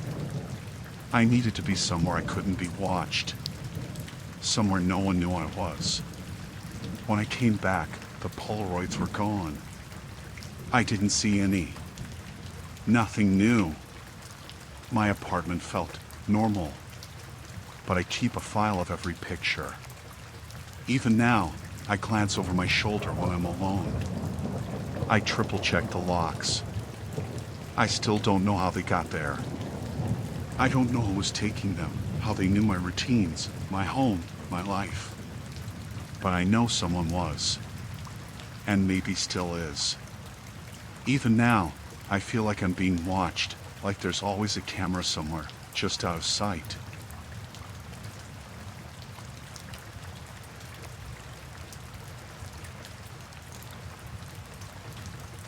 I never thought I'd get called out to an old building that didn't even officially exist anymore. The abandoned jail at the edge of town had been boarded up for decades, falling apart, windows broken, graffiti on every wall. People always said it was haunted, but we don't do ghosts in law enforcement. It was supposed to be a routine call. Some contractors renovating the place for a historical society project had found something. I didn't know what, just that the supervisor sounded shaken over the phone. I pulled up in my cruiser just as the sun was going down. The place looked worse than I remembered, like it had been left to rot on purpose. Boards hung loose from the windows, the roof sagged, and there was that smell you get when a building has been empty too long. Mildew, rust, and something else I couldn't place. The workers were huddled near the front door. One of them, a younger guy, had his hands shaking as he held a flashlight. "Officer, you gotta see this," he said. It's in one of the old cells." I followed him through the crumbling halls. Everything creaked under our weight. I kept my hand near my sidearm, though I knew the threat wasn't from anyone inside right now. But there's something about old buildings, the way they feel alive, that puts you on edge. We reached the cell block. The doors were still metal, rusted, but intact. Each one had that old heavy lock, and some were bent, but none were open. Except for one. "What happened here?"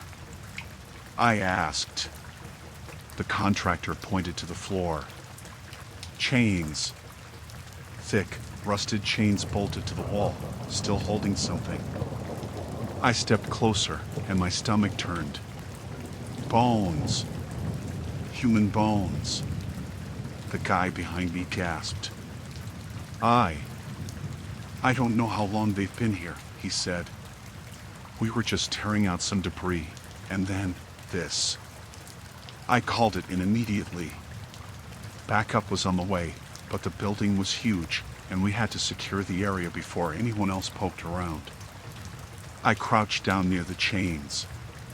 The bones were partially decomposed, but some were intact. Hands, feet, maybe ribs. I couldn't tell if it was one person or multiple. The chains suggested someone had been restrained. And the position, the body had been sitting, chained to the wall, probably starving. I walked the block slowly, shining my flashlight into each cell. All the others were empty. Still locked. But my gut was uneasy. I had been on the force long enough to know how something like this felt. Wrong in a way you can't explain with paperwork or procedure. The contractor said the lock on the cell hadn't been tampered with. He'd been in and out before and never seen anything like it. I nodded. That made it worse. Someone had been in here before, a long time ago. Maybe even decades ago. And no one ever noticed. I walked back to the chains, crouching low. The air felt heavier, like the room was holding its breath. I swear I felt eyes on me, though I knew there was no one there. My radio crackled, breaking the tension. "Unit 1, do you copy?" I answered, but my hand never left my flashlight. The backup officer arrived 15 minutes later. He didn't even ask questions. When he saw the bones, he stepped back, shaking his head.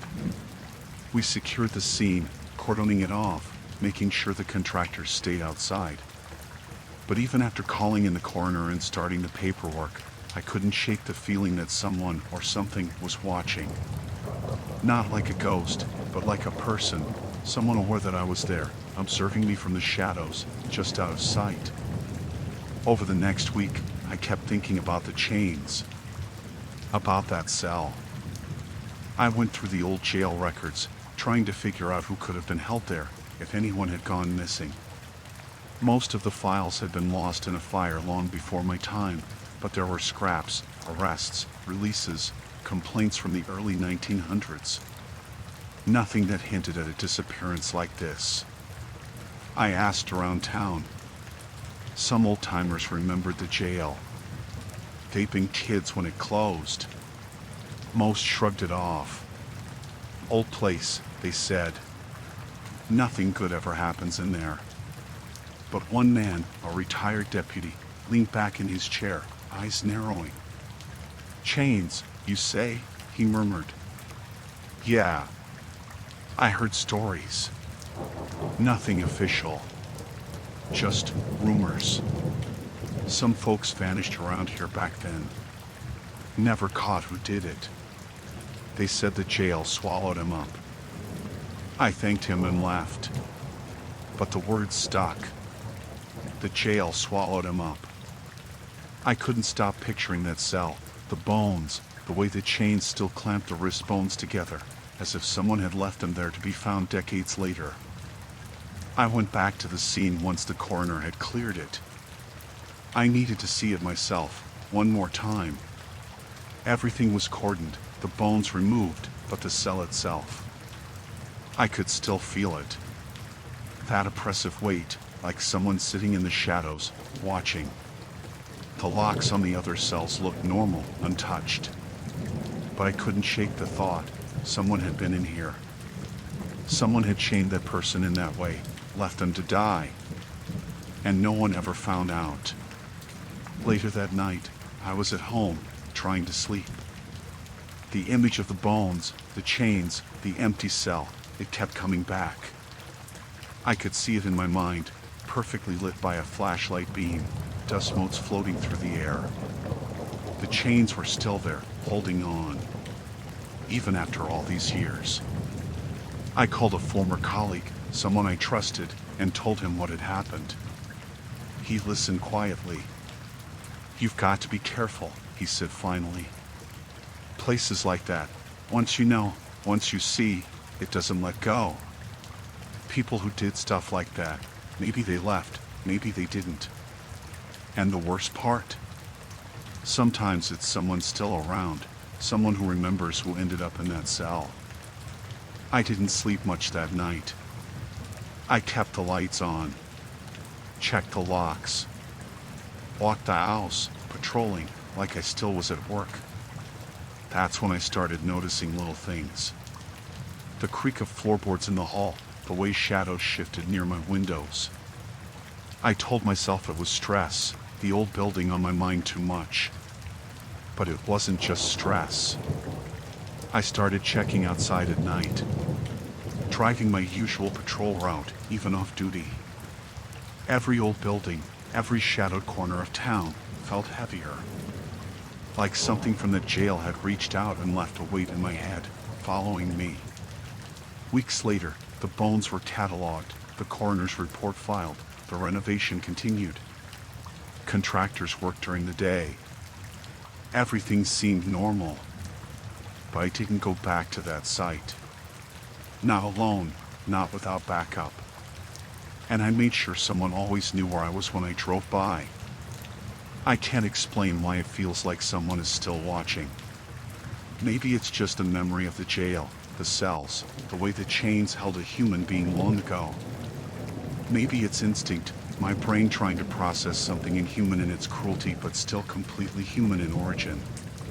Whatever it was, I survived it. I left the building. I walked out into sunlight. But the dread, that stayed. The sense of being watched. The memory of those chains, still locked, still holding the past in place. I make sure to lock my doors at night now, always check behind me when I'm on patrol, and keep my flashlight within reach at home. I know it sounds paranoid.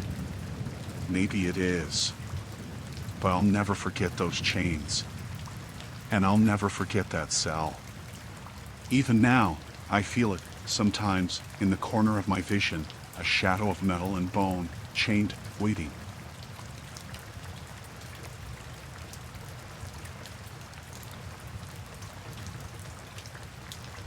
I was working a late shift, the kind where the roads are quiet and the radio chatter is mostly dead, except for the occasional drunk driver or stranded motorist. Around 11:30, I got a call from dispatch about a suspicious vehicle at the end of Red Pine Road. It's a forest road, dirt, narrow, barely traveled. Nobody had reported anything missing, just someone saw a car parked there and thought it was odd. I drove out slowly, headlights cutting through the trees. The road was tight, with low-hanging branches scraping the roof of my cruiser. I could hear the wind in the pines, and every time the car passed over a fallen branch, it sounded like a gunshot in the silence. The deeper I went, the more the feeling settled in my chest that I wasn't just on a quiet road. I was being watched. The car was a small sedan, older, with rust on the doors. It was angled across the end of the road, like whoever had parked it didn't plan on leaving anytime soon. I stopped maybe 20 feet back and killed the lights, watching. The vehicle was empty, or it looked empty. I stepped out, the dirt crunching under my boots. There was no sound except for the wind and the far-off hum of a distant highway. I circled the car slowly, flashlight in one hand near my sidearm. That's when I saw it, the child's car seat in the back, torn and bloody. The sight made my stomach twist. The restraints were ripped, the padding shredded in places. Blood on the fabric, still dark, but not fresh enough to drip. No child anywhere. Nobody had reported a missing child, at least not in the last 24 hours. I knelt by the seat, careful not to touch anything before evidence could be collected. The smell hit me then, iron, copper, that unmistakable scent of dried blood. I radioed dispatch immediately. Unit 1, 10 to 54 at Red Pine Road. Possible child endangerment. Vehicle secured, but evidence inside. Backup advised. No response for a moment. Then static, then the dispatcher. Copy. Units en route. I stayed low, circling the car again. That's when I noticed small footprints in the mud, leading into the woods. Tiny. Barely visible in the dim light. I followed them for maybe 50 feet before they disappeared into thick underbrush. No signs of struggle, no tire tracks apart from the car. It was like someone or something had vanished into the trees. The hair on my arms stood up. I kept my flashlight sweeping, ears straining for any sound. Every branch snap, every rustle in the pines, felt deliberate, like someone was moving just out of sight. I told myself it was just the forest, animals maybe. But something about the way those prints led straight from the car and then stopped, it didn't feel natural. By the time backup arrived, a patrol and a detective, I'd already taken note of everything, the position of the car seat, the torn restraints, and the blood. The detective was quiet, face pale. No child reported missing, he asked. I shook my head. He frowned, scanning the trees. We started canvassing the area, walking slowly through the edge of the forest. I kept expecting a sound, a cry, a movement, something. But there was nothing. Just trees, shadows, and the occasional rustle of wildlife. The next hour felt endless. We called every local hospital, every emergency number, pediatric and law enforcement hotlines. Nothing. No missing child. No reports. It was like the kid had vanished before anyone even noticed. Back at the car, I stayed behind to secure the scene while the others spread out. I was crouched by the passenger side door, flashlight trained on the back seat, when I saw scratches along the rear window, faint, smeared. Someone had tried to climb out. Or maybe climb in. The pattern didn't make sense. The seat was torn, straps ripped, and yet the scratches were high, almost like they belonged to someone bigger than a child. I called the detective back over. "Look at this," I said, shining the beam across the glass. He crouched, frowning, wiping away some of the grime to see the marks better. He muttered something about desperation and panic, but even he didn't sound convinced. Then I noticed the glove compartment was slightly ajar, even though the car had been locked. I opened it carefully, nothing inside except the owner's registration. No wallet, no phone, nothing that could identify anyone. The registration was a man's name, local, nothing criminal in the past. But that didn't explain the car seat or the blood. Dispatch called again over the radio. "All units, check local missing persons." Nothing matching your report. I rubbed my face with both hands. This wasn't routine anymore. I felt that tightening in my chest, the same one I'd felt driving down the road. This wasn't just an abandoned car. This was a setup. A trap. Someone had done something here, and I was supposed to find it. I stayed late into the night, taking photos, logging everything, until the forensic team arrived. The blood was swabbed, the car seat bagged, and the prints dusted. They called in a child protection unit to make sure no one had been reported elsewhere, state line checks and everything. But still, no one. It wasn't until I drove home that the feeling really hit me. The woods had been quiet, but as I passed the road again, headlights off, I could swear I saw movement between the trees. Shadows slipping from one trunk to another. Not far, maybe 50 feet in. I slowed, heart hammering, scanning the darkness. Nothing. Just trees. I told myself it was fatigue, paranoia. But every time I turned over the scene in my head, I remembered the prints, the blood, the torn straps. Someone had been here. And they'd left nothing else. No child, no witness. Just a car. And maybe a message, look, but don't find what you expect. The next day, the blood came back as belonging to a young child. Age roughly 3. Nothing else matched, no DNA to any local records. Investigators theorized all sorts of things, a runaway child, a local custody issue, even a misreporting somewhere. But nothing concrete. I kept driving that stretch of road on my patrols, slow, light scanning. Always. I never saw a car there again, never saw footprints again. But sometimes I felt it, the awareness, like someone was watching me from the edge of the forest. Always out of sight. Always calculating. Weeks later, the car was towed and the investigation stalled. No leads, no suspects. The case went cold officially, though I never stopped thinking about it.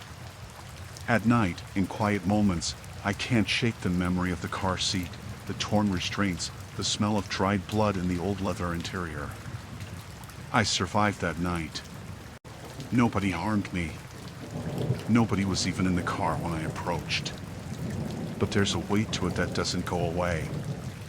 A reminder that sometimes you stumble onto something real, something dark, and there's no explanation, no closure, no justice.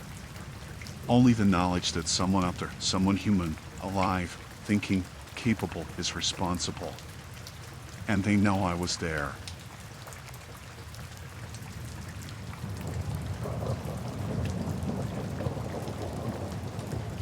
I never thought a routine arrest could completely upend your life. I'd been on the force in my small town for a few years, mostly quiet shifts, occasional bar fights or DUIs. Nothing major. That changed when I pulled over a guy named Kevin S., violent history, domestic assault, outstanding warrants. He resisted arrest hard, screamed, kicked, tried to bite me. Took 2 of us to get him in cuffs. When we booked him, I thought that'd be the end of it. Just paperwork and a court date. It wasn't. A couple of nights after he went into holding, I found my mailbox spray painted. Just my house number, and underneath, watch yourself. At first, I figured some idiot kids had done it. But then the next morning, my neighbor called to tell me the tires on my cruiser had been slashed. That couldn't be coincidence. Not in a town this small. I reported everything, filed paperwork, and got a little extra patrol around my house. Kevin's sister called me once while I was on duty. "You think you're tough, don't you?" she said. Nothing overtly threatening, just sharp, deliberate.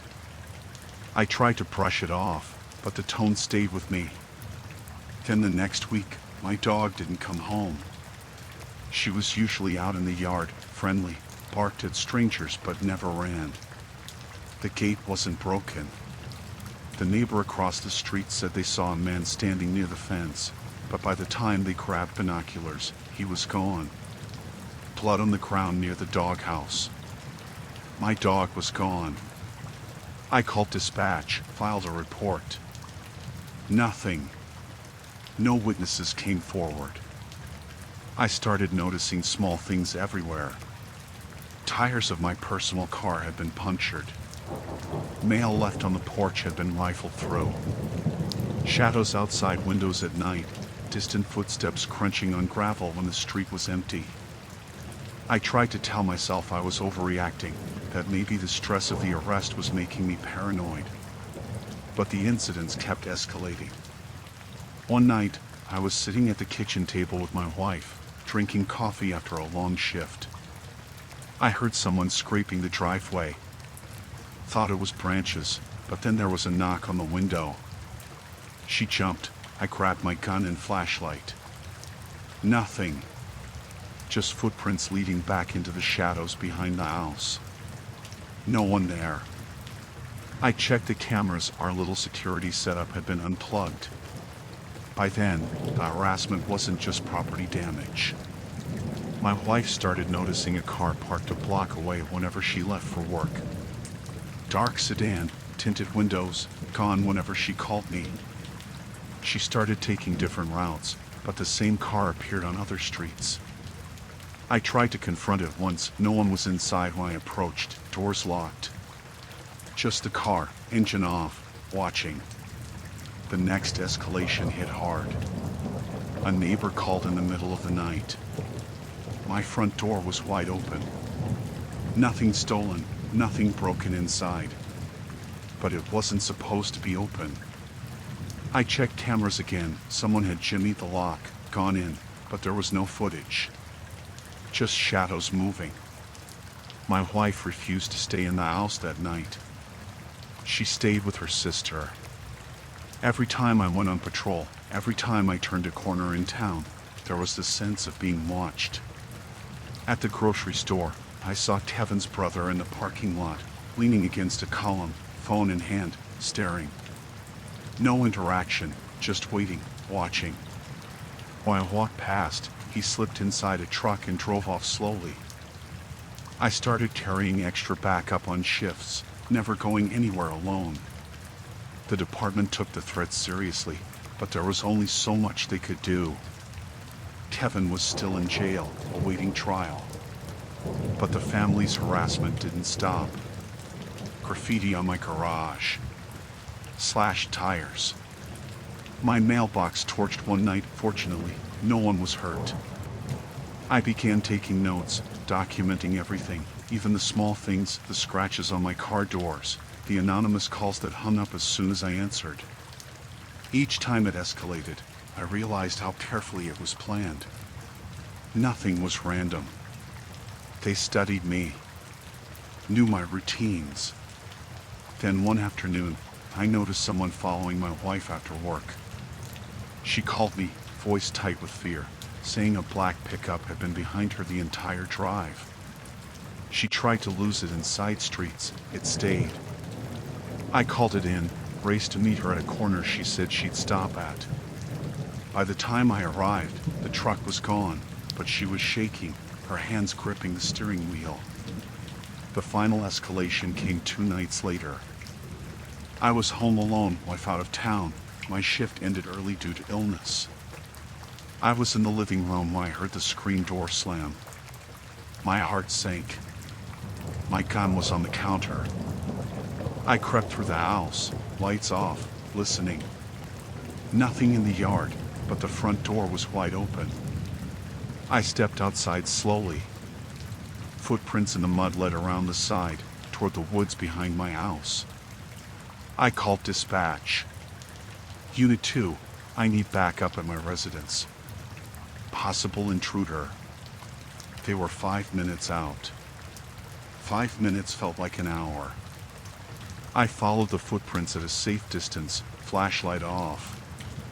They stopped abruptly at the edge of the woods. No one there. Nothing. Just the wind moving the branches.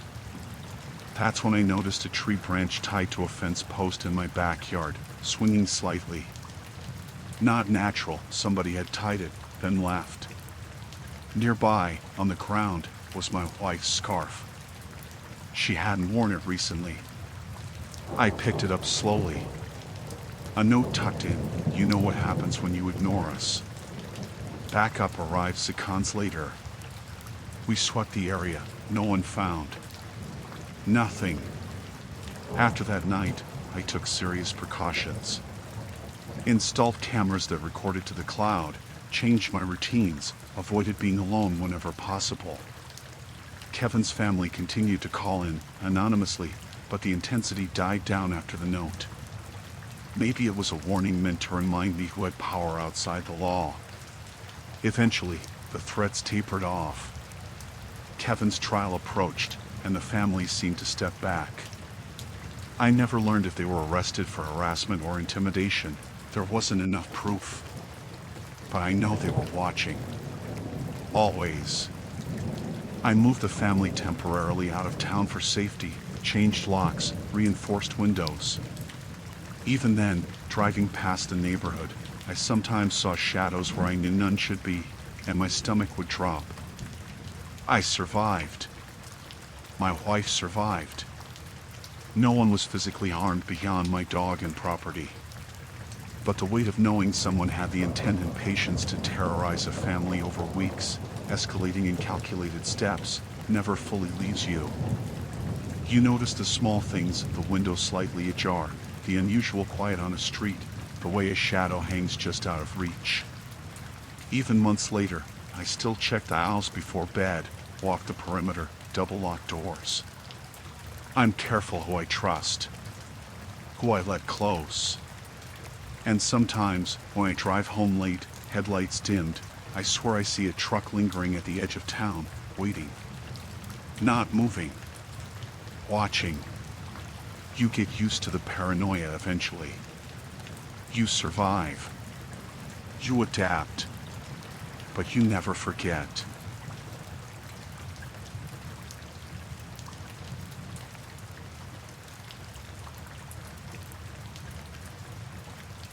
I'd been working at the small town station for about 5 years. Mostly routine stuff, traffic stops, barking dogs, the occasional bar fight. Nothing that would keep you up at night. That changed one Monday morning.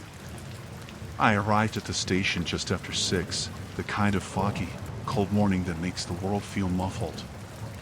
My cruiser's windshield had frost, boots crunching on gravel. I noticed the front door was slightly ajar before I even got to the steps. My stomach dropped. The door should have been locked. Inside, everything looked normal at first. Papers stacked on desks, computers asleep, chairs pushed in. But then I noticed the office where personnel files were kept, the metal filing cabinet for officer records, was open. Drawers pulled out. Papers scattered on the floor.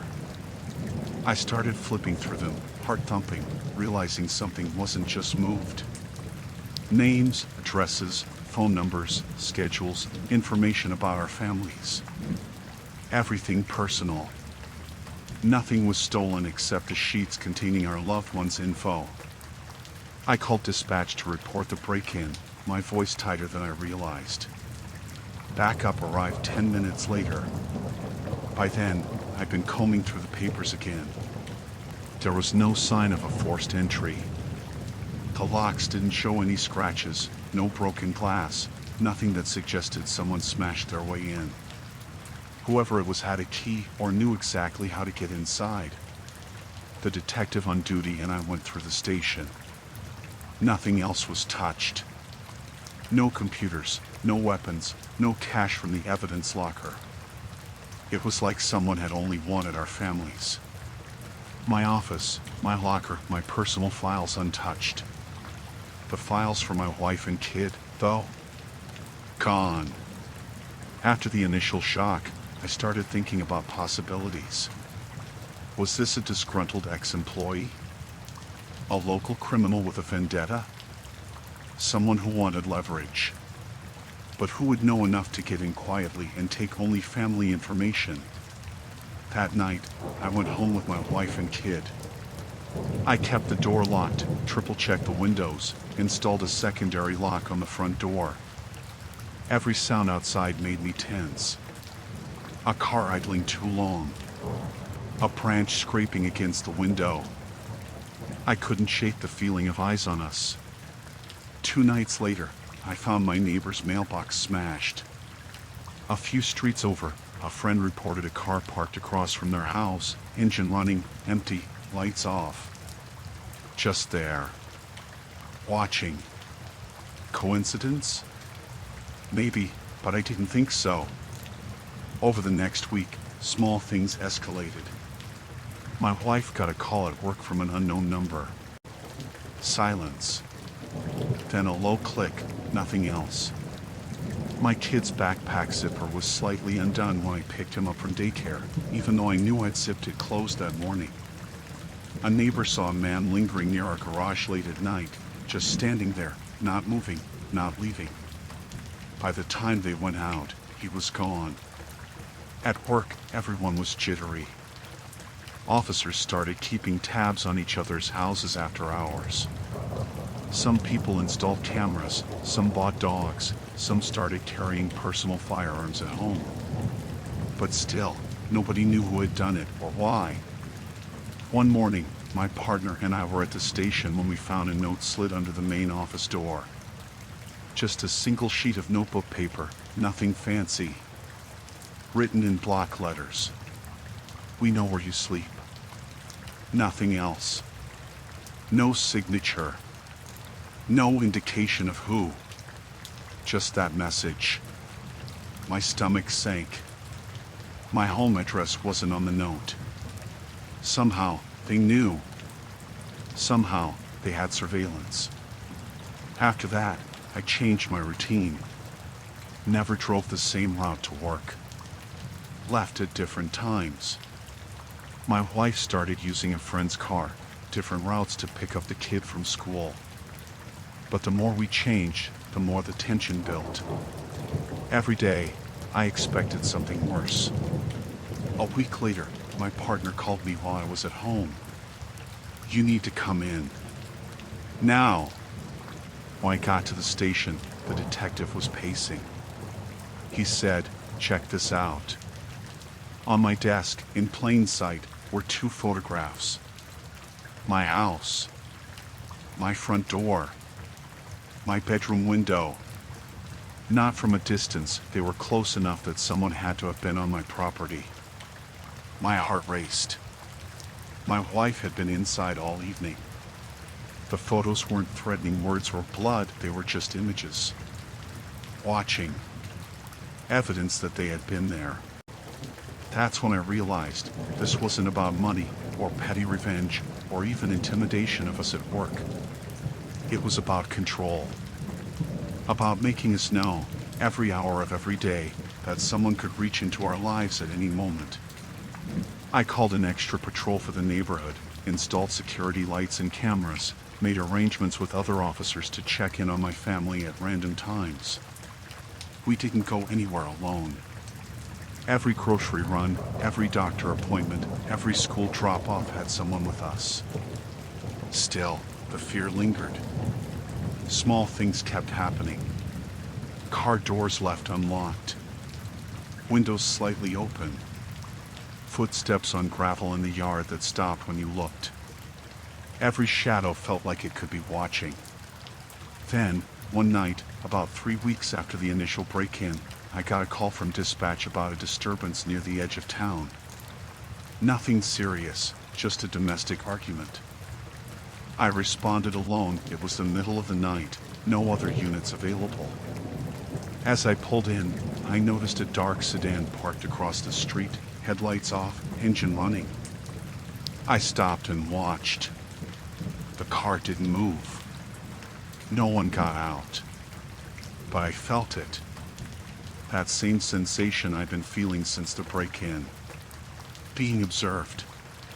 Vulnerable. I radioed dispatch, my voice steady but low. Unit 1, I have eyes on a vehicle, unsure of occupants. No movement. By the time backup arrived, the car was gone.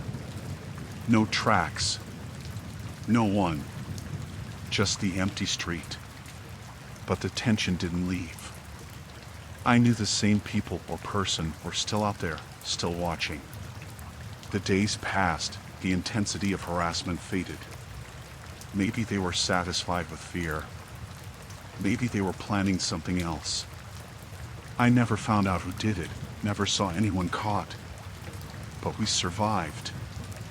My family stayed safe. My colleagues and I adapted. Cameras, patrols, varying routines. Locked doors. Double-checked every shadow. Even now, years later, I'm still careful. Every time I go to the station, I check doors twice. Every time I leave home, I glance at the driveway, the yard, the shadows. I'm careful who knows my family's routines. I survived. They didn't touch us. But I never stopped feeling watched. And I never stopped expecting that one day, someone might test the limits again.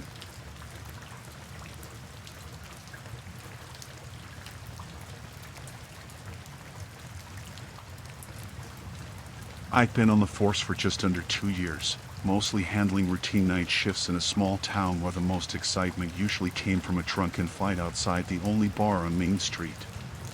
That night, I was partnered with one of the senior officers, Dan Mercer. Dan had been on the force long enough to be intimidating just by reputation. He was sharp, serious, and never missed a detail. I figured it would be a quiet night, maybe a few welfare checks, a traffic stop or two, and then back to the station. We started our patrol around 8 p.m.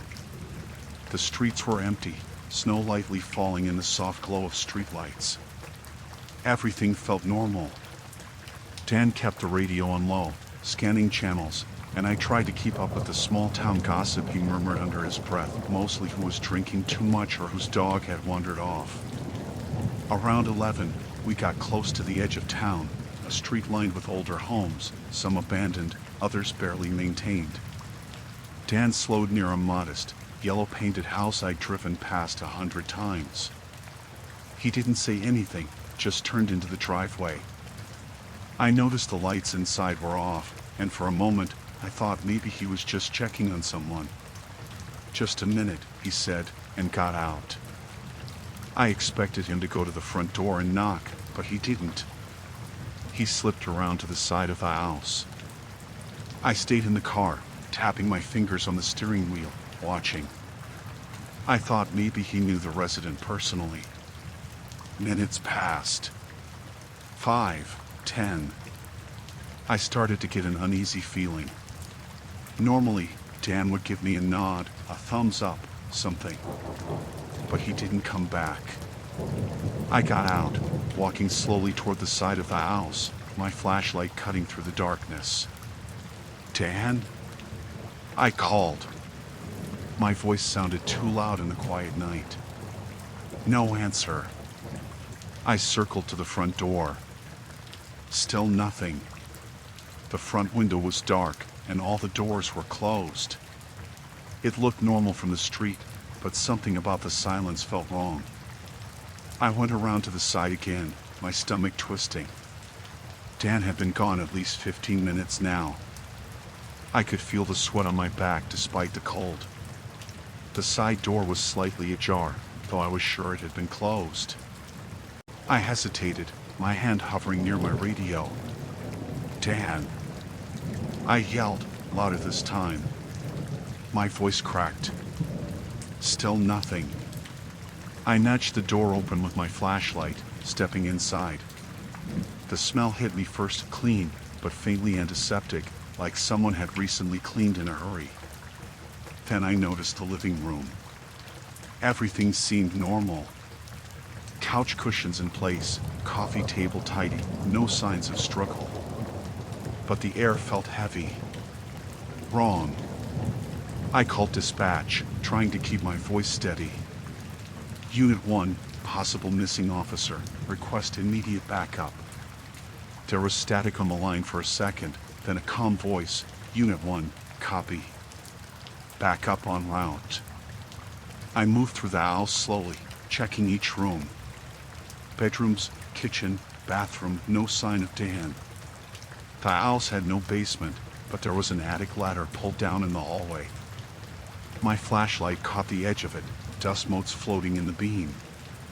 I didn't want to go up, but I had no choice. The attic smelled different, stale, almost like mildew mixed with old carpet. I climbed slowly, every creak of the floorboards echoing. Halfway up, I froze. A shadow moved across the far side of the attic. My heart pounded. "Dan?" I whispered. Nothing. I stepped closer, shining my light around. Then I saw him. Sort of. Not him. A figure hunched over something on the floor. I couldn't see the face, but the shape of his jacket looked like Dan's. "Hey!" I shouted, flashlight trembling in my hand. The figure moved quickly, almost too fast, slipping out of the attic hatch and disappearing down the other side of the house. I ran to the hatch, peering down. Empty. Nothing. I ran back outside, radioing dispatch again. "Unit 1, officer down, no, missing. I'm at 214 Willow Street." My voice cracked. I could feel my hands shaking so badly I could barely hold the flashlight. Backup arrived within 10 minutes, flashing lights cutting through the snow. They swept the house, the yard, the nearby woods. Nothing. No signs of anyone inside. No trace of Dan. It was like he had evaporated.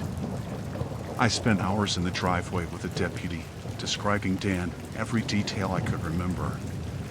They combed the neighborhood, took statements, but there was nothing. No neighbors had seen him, no cars had left the area, no footprints in the snow except mine and Dan's cruiser. The next day, the chief called me in. We found no one. No sign of Dan inside, outside, nowhere. Nothing in any nearby hospital, clinics, or morgues. "We're keeping it quiet for now." He paused. "We'll need you to keep this contained." I went home that morning feeling hollow. My wife tried to make small talk, but I could barely answer. My mind kept replaying the figure in the attic, the way it moved too fast, too deliberately. I couldn't stop thinking about the silence, the way the house seemed normal from the street, but how wrong it felt once I was inside. Over the next week, the department kept the search going, but every lead fizzled. I went out on night patrols again, but I never went near that street alone.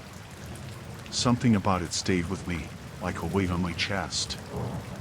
I started noticing small things I hadn't before: fences with boards slightly loose, shadows and empty windows, doors left unlocked that I was sure I'd locked. Weeks later, Dan's cruiser was found parked behind a strip of trees, engine off, doors locked, snow partially covering the tires. Nothing inside, no signs of struggle. Just a cruiser. Dan never came back. I still patrol at night, still check my partner's location constantly.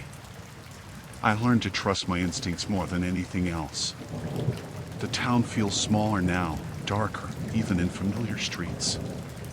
And I know there's something or someone out there, patient, watching, waiting. But I survived that night. I made it back home. Dan didn't. Every time I passed 214 Willow Street, I slow down. I check the yard.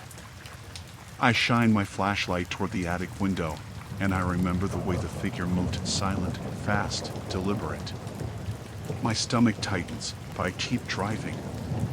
Because if I stop, I think I might be next.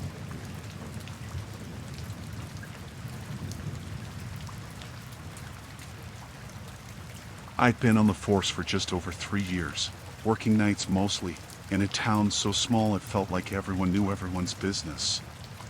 Most nights were boring noise complaints, the occasional fight outside the bar, someone calling because their dog got loose. That night, though, was different. It started when I was doing some paperwork in the back office. I was organizing old case files, trying to clear out the clutter, when I noticed a loose floorboard near the supply closet. It was one of those old stations where the floors creaked like crazy, and usually, I ignored little things like that. but something made me kneel down and pry it up. Underneath, I found a stack of folders. I thought maybe it was leftover files someone had tried to hide during the last chief's reorganization. The first one I opened was a missing person report dated almost 10 years back. Nothing unusual there. But as I flipped through it, the details didn't match anything I remembered from public records or press reports. The person listed had vanished, but there was no follow-up, no news, nothing. Curiosity got the better of me. I pulled out the rest of the folders. Each one was a case that had never made it to the public. Assaults, disappearances, suspicious deaths, all locals. And the more I read, the more I realized that these weren't just overlooked or minor cases. Each one ended with a note typed on the last page, case closed. No action necessary. I tried to shake it off, thinking maybe it was some clerical error, old files forgotten in a remodel. But the pattern was too consistent. The victims were all town residents, people who had families, jobs, lives. Some had been reported missing, some presumed dead, some just disappeared quietly. And all the cases had been closed internally. I decided to check the filing system. Every drawer I opened for those years was empty. Nothing in the official record matched the files I'd found under the floorboards. It was like someone had gone to great lengths to erase them. I brought one folder to the chief the next morning. He looked at it and laughed, nervous, sharp, a little too loud. Those? That's old junk. Doesn't exist. Don't worry about it. Doesn't exist. I have the files right here, I said, holding the folder up. He waved me off. Trust me. Forget you ever saw them. That's my advice. I didn't. I went back to the station that night, alone. Something felt off, like the building itself was watching me. I retraced the steps to the closet, checking the floorboards again. The stack of files was gone. I'd left them there, I was sure of it. Now, nothing. That's when I noticed the surveillance cameras. Not the regular ones, the little black ones hidden in the corners of the office. I never remembered seeing them before. And the feed on the monitor was strange. One camera pointed directly at the floorboard where the files had been. It flickered as I watched, like someone was moving in and out of the frame, but the office was empty. I stepped back, heart pounding. The station felt suddenly too quiet. The hum of the fluorescent lights, the creak of the old floors, everything was sharper somehow. I tried the phone line was dead. I left the station and walked to my car, checking over my shoulder the whole way. On the drive home, I felt it, the sensation of being followed. I checked my rearview mirror constantly, but no one was there. The headlights behind me would flicker, vanish, reappear, like someone was playing with distance. That night I barely slept. The files kept replaying in my mind, the names and faces, the pattern of disappearances. I had a sick feeling in my stomach that someone in town had decided who lived and who didn't. And for some reason, the police department itself had been complicit. Over the next week, small things started happening. My tires were slashed, my house key stopped working one morning, and someone left a note on my porch, "Stop digging." The handwriting wasn't fancy, just block letters, but it made me want to throw up. I went back to the station during daylight, hoping for some rational explanation. The closet was empty. The floorboards were solid, no sign of tampering. The files were gone again. I asked the officers on duty if anyone had moved anything or seen the old files. They all shrugged, looked at me like I was imagining things. I started keeping my own records, writing down what I remembered, making copies of the few things I could remember from memory. Names, addresses, dates. I even took photos of the floorboards and closets. Anything to have proof that what I'd seen was real. Weeks passed, and the feeling of being watched never went away. I noticed people in town acting differently, too curious, too quiet when I passed. The families of the disappeared avoided me. Some of the older officers were polite but distant. I could feel their eyes, always assessing, waiting. Finally, I realized I couldn't trust anyone at the station. I took the evidence I'd managed to record and left it with a lawyer in a neighboring county. I didn't tell anyone where I went or what I had.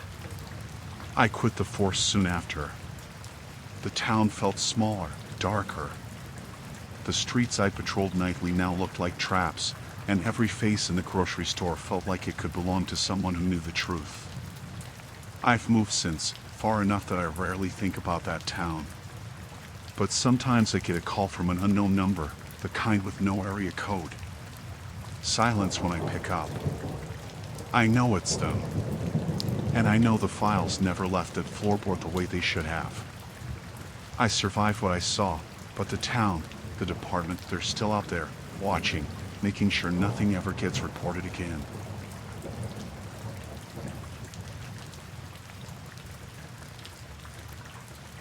I'd been a cop in this small town for about 4 years, mostly night shifts. Most nights were boring, but there were occasional calls that made you wish you'd stayed in bed. One night, I was driving my cruiser up past the edge of town. Radio signals are weak out there, dead zones everywhere once you leave the main roads. That night, the dead zone stretched longer than usual, and I had that feeling I get sometimes, like something's off before you even see it. I had just passed the old Miller farm when my radio crackled. I froze. There shouldn't have been a signal out here. Don't go to Cedar Street. Don't go to 14th Avenue, a man's voice said. Deep, calm, not panicked, but firm. I clicked the mic to respond, tried to ask who was calling, but nothing came through. Just static. At first, I thought I'd imagined it. Sometimes the radio picks up signals from random things miles away. But then, a few minutes later, the voice came back. Number 23, Oak Drive. Don't. Turn around. My stomach tightened. I wasn't sure if I should ignore it. It felt wrong. But I also couldn't just drive past something that might need help. I decided to check Oak Drive. It was an old, rarely used road, the kind that gets overgrown and disappears at the edges. When I pulled up to number 23, I noticed the lights were on inside, but everything was quiet. I knocked on the door. No answer. I radioed the dispatcher to run a check, but, of course, nothing. The place was off the grid. I circled the house, trying to get a view through the windows. That's when I saw him. A man crouched over another man in the living room. He had a hammer, and the other guy was tied up, bloody, barely moving. My first thought was to call for backup, but the radio was dead again. I fumbled with my phone to call 911. No signal. The trees swallowed the reception. I stood there frozen for what felt like forever, watching the scene. The man looked up and caught my eye, then bolted to the back door. I ran after him, but he vanished into the woods behind the house. The tied-up man was groaning, and I tried to help him, but he was barely conscious. I dragged him to the car, managed to get him inside, and drove him toward the first area where I could get a signal. On the way, the radio crackled again, static cutting in and out, and I heard the same voice. 14th Avenue. Don't ignore it. Stop him before it's too late. I had no idea who this guy was, or why I could hear him through a dead zone, but something told me I couldn't just ignore it. I radioed back up as soon as I got a signal and told them what I'd seen at Oak Drive. They confirmed the call and started sending units, but the voice was already in my head, guiding me. I drove to 14th Avenue. The street was empty except for an old warehouse at the end. As I got closer, I noticed movement inside, shadows shifting unnaturally fast. I stepped out, gun drawn, trying to be quiet. Peering through a grimy window, I saw a man dragging a young woman across the floor. There were several other people, tied up, bruised, terrified. I realized I was looking at a situation that hadn't been reported yet, crimes that hadn't reached the station. I went around the back, checking for another entrance. My hands were shaking. The night was silent except for the wind, which suddenly felt too loud. The moment I opened the back door, one of the attackers appeared from the shadows. He lunged at me, swinging a metal pipe. I managed to dodge, drawing my weapon and firing a warning shot. He froze and ran back inside. Inside, it was worse than I expected. For men, all armed, all moving like they knew the building too well. I called for backup again, but even with signal, it took them 10 minutes to get there. I had to stall, keep the attackers distracted without getting myself killed. I yelled, firing near their feet, making noise. The victims were huddled in a corner, silent, terrified. I could hear the voice again through the static, the left room. Barricade them. I followed it instinctively and found the room the voice described. Sure enough, there were 2 attackers trying to force one of the victims into a closet. I managed to get the door shut on them, giving myself a few seconds. Backup arrived. It was chaos, shots fired, shouting, running. I stayed low, made sure the victims were safe first, then helped cuff the attackers. The scene was gruesome. Blood everywhere, terrified people, the evidence of what could have been even worse if I hadn't arrived when I did. Afterward, I tried to piece together what had happened. The victims all confirmed they were held for hours, maybe days. They hadn't been able to alert anyone. No one knew who these men were until I arrived. The police ran prints, IDs, and everything checked out that the men were local, some with minor criminal records, but nothing like this. No one had suspected them because they'd been careful, hiding in areas where no one went, relying on the fact that dead zones cut off communication. Even after arrests, I couldn't stop thinking about the voice. Who was it? How did I hear it through dead zones that normally blocked all signals? The voice never gave me any personal info, never revealed itself. It just guided me, warned me, made me act.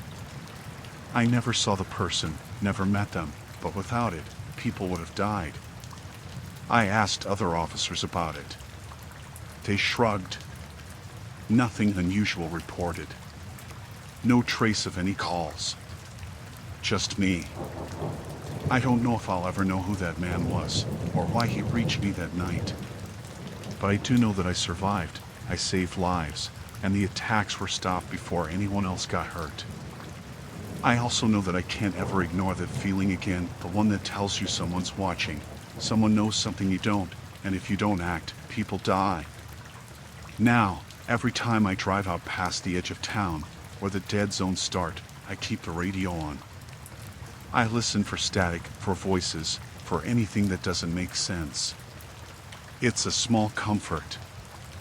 I'm not sure if I'll ever hear it again, but I'll be ready if I do.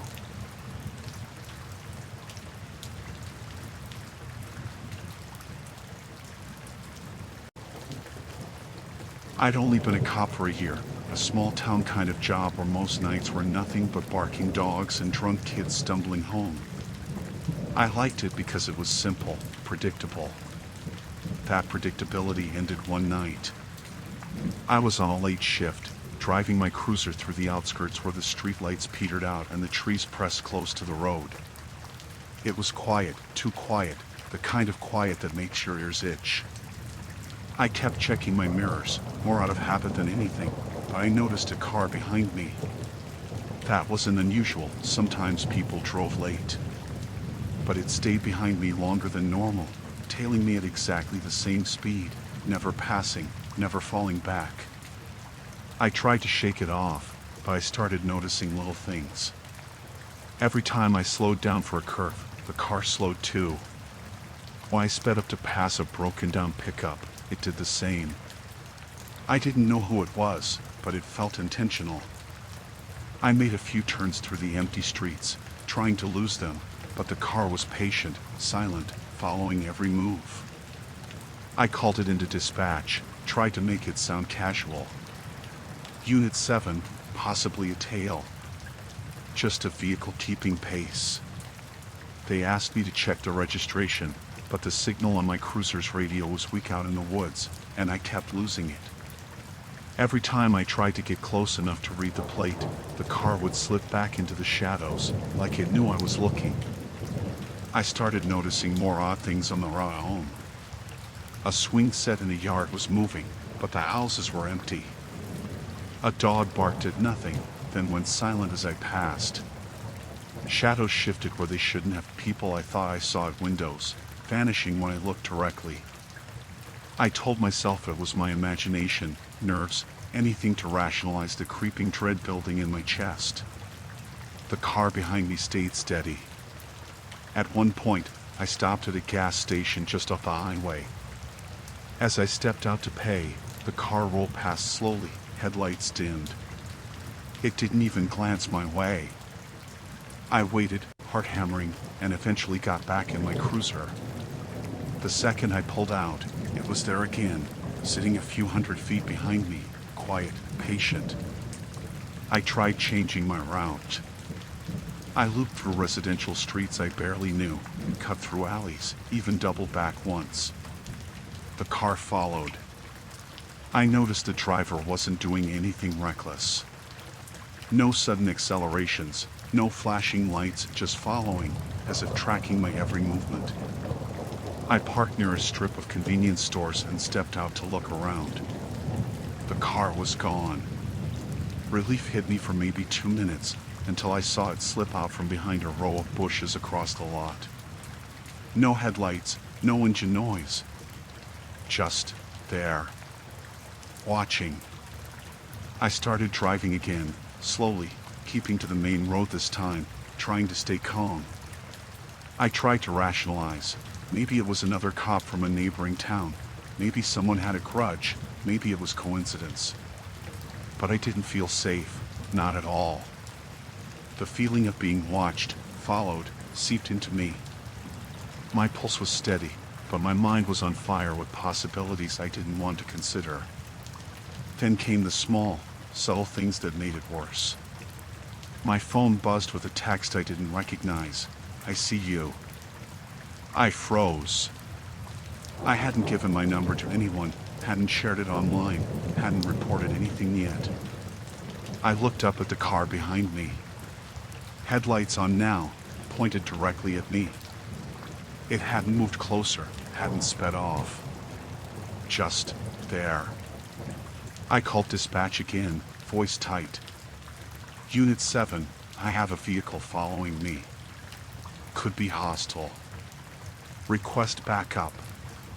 They told me to stay calm, keep driving toward the station. I nodded, though they couldn't see me, and followed the route. The car stayed behind me. Every turn, every red light, it stayed close, the way predators do before striking. I noticed small inconsistencies, like the way the driver would tap the steering wheel in sync with mine, or how they occasionally slowed just a hair too late for curves. I realized they weren't just following.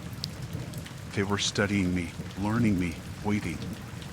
By the time I reached the edge of town, my options were gone. The streets I knew were empty, the houses dark.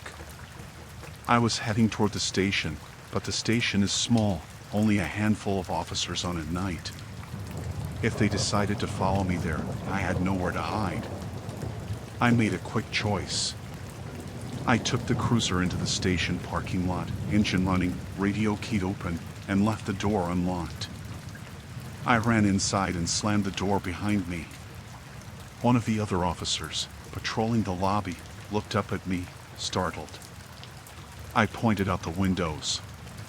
The car had stopped a block away, engine off. I called it in. Dispatch sent someone out, and the car was gone by the time the other cruiser arrived. No one was in sight. Nothing else unusual on the street. The sense of being watched didn't leave, though. It lingered, like smoke in my lungs. Over the next few nights, I noticed things. I'd see the same vehicle parked in distant lots, or just at the edge of my vision on night shifts. Occasionally, a shadow would pass quickly behind the station. Sometimes my phone would buzz with a text, "I see you." Always brief, always gone by the next time I checked. I started changing routines. I parked in different areas, varied my routes, checked the back roads I usually ignored. It helped a little, but I knew I wasn't going to find the person tailing me. Whoever it was, they knew the town, they knew the patterns, and they were patient. It ended eventually. I think they got bored, or thought better of pushing. I never saw the car up close again, never got a clear look at the driver, never got a name, never understood why. But the feeling of being followed stayed with me. Years later, I still notice cars and mirrors a little longer than they should, shadows that linger in corners I shouldn't see, the faint sense that someone is just out of sight, studying me, waiting. I survived. No one else was ever in danger that night. But it changed the way I drove, the way I patrolled, the way I looked at this small town I thought I knew. Because it's never just quiet nights and barking dogs. Sometimes it's someone out there, patient, and waiting for the right moment.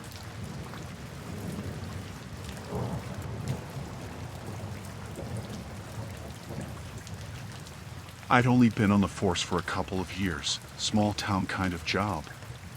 Mostly calls about barking dogs, kids sneaking into abandoned barns, that sort of thing. The night it happened, I was on the late shift, rolling through my usual patrol area. The roads were quiet, snow melting into slush in the ditches, and the town felt empty, the kind of silence that presses against your ears. Dispatch patched me through to a call around 11. A neighbor had reported a disturbance at the Miller Place, off Old Mill Road, one of those houses that had been empty half the year. They'd seen lights flickering inside and heard yelling. No one had called 911, just the neighbor freaking out and finally reaching the station. I took the cruiser slow, trying to look casual. The house sits off the main road, down a gravel driveway, dark except for a single porch light. As I got closer, I noticed movement through the windows, shadows crossing each other in sharp, jerky motions. I thought it might be a fight, or someone breaking in. I parked at the edge of the driveway and called out, "Police. This is the sheriff's office. Anyone inside?" Silence. Then, a door slammed somewhere inside. My pulse sped up. I grabbed my flashlight, my sidearm ready, and walked up to the porch. The smell hit me first, something coppery, metallic. I flicked the light through the windows. It wasn't a fight, not exactly. The living room was a mess. Furniture overturned, blood streaked along the walls and floor. And on the floor, near the fireplace, there was a man slumped in a chair. His face was... I don't even know. He wasn't moving. His hands were tied behind him, and his body looked stiff in a way that made my stomach turn. I radioed dispatch. Unit 7, I need backup at Miller Residence. Possible multiple injuries. The first thing I did was check for signs of anyone else inside. I cleared the front, called the side rooms. All empty. But there were little details that didn't make sense. A child's shoe under the couch. 2 plates on the counter, both cold. The front door had no signs of forced entry, but the back door was wide open.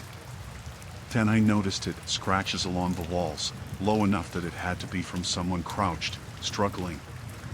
It wasn't random, it was purposeful, like someone had been dragged through the hall. I couldn't tell how long ago. Hours? Minutes? My stomach dropped, thinking maybe the person was still there, hidden somewhere. I kept my flashlight sweeping, ears straining for the smallest noise. The house groaned as it settled, the pipes rattling. It's weird how quiet things sound in those moments, every tiny noise amplified. And then I heard it, a low moan from upstairs. I froze. Moan again. It wasn't loud, just enough to let me know someone was alive. I called out, voice steady, trying to keep calm. This is the police. If anyone's up there, I need you to come out slowly, hands visible. No answer. I took the stairs slow, one hand on the wall, the other on my weapon. At the top, I found a bedroom door slightly ajar. I could hear movement inside, faint, almost like scratching at the floor. I kicked the door gently. Nothing. I shined my flashlight in. The bed was stripped, mattress pushed against the wall. Behind it, a small figure curled up.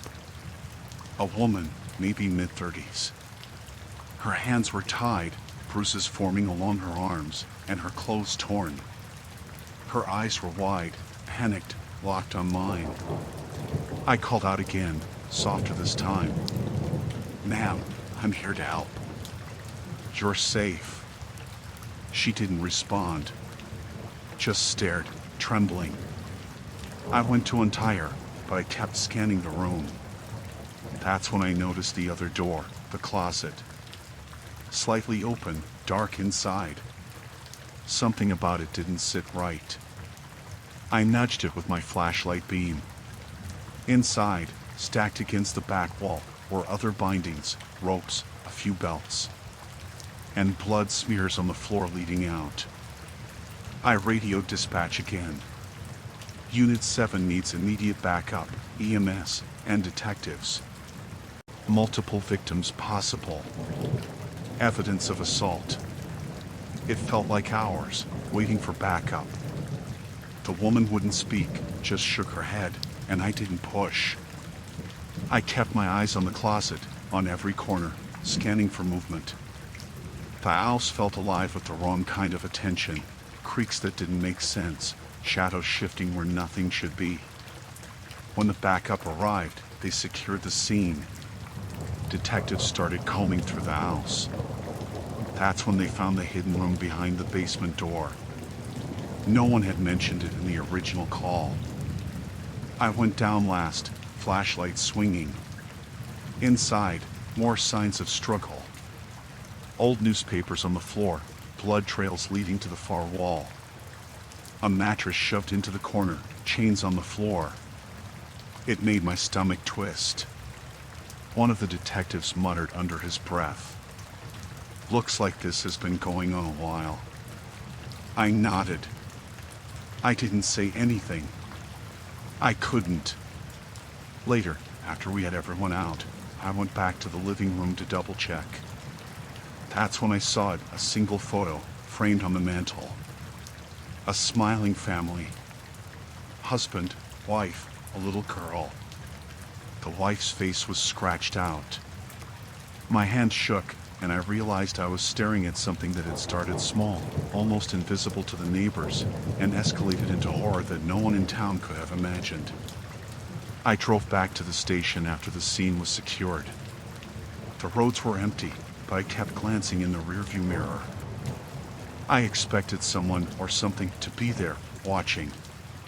But it was just me, the cruiser, the quiet hum of the engine. I didn't sleep much that night. I kept picturing the house, the way the shadows moved, the sound of someone scratching behind walls and under floors. When I finally managed a few hours, I dreamed of the faces of the woman, the hidden victims, the family photo. The next day, the town acted normal. Neighbors asked questions, curious, but no one admitted knowing anything. Detectives handled the rest. They found evidence linking the attacker to other small incidents over the years, things people had ignored. I stayed on patrol, but it changed me. The quiet streets weren't quiet anymore. Every darkened window, every empty porch light, felt like it could hide something awful. Every call I got, I imagined what I might find behind the door. I learned that some horrors don't announce themselves. They grow in plain sight, small at first, unnoticed, until one night you walk into them and can't unsee anything. I'm still here. The victims survived, some of them anyway. The perpetrator was caught, eventually. But the owls, the scratches, the chains, it stays with me. And I still glance at houses in this town differently. Always scanning, always waiting, because I know what hides behind walls when no one is looking.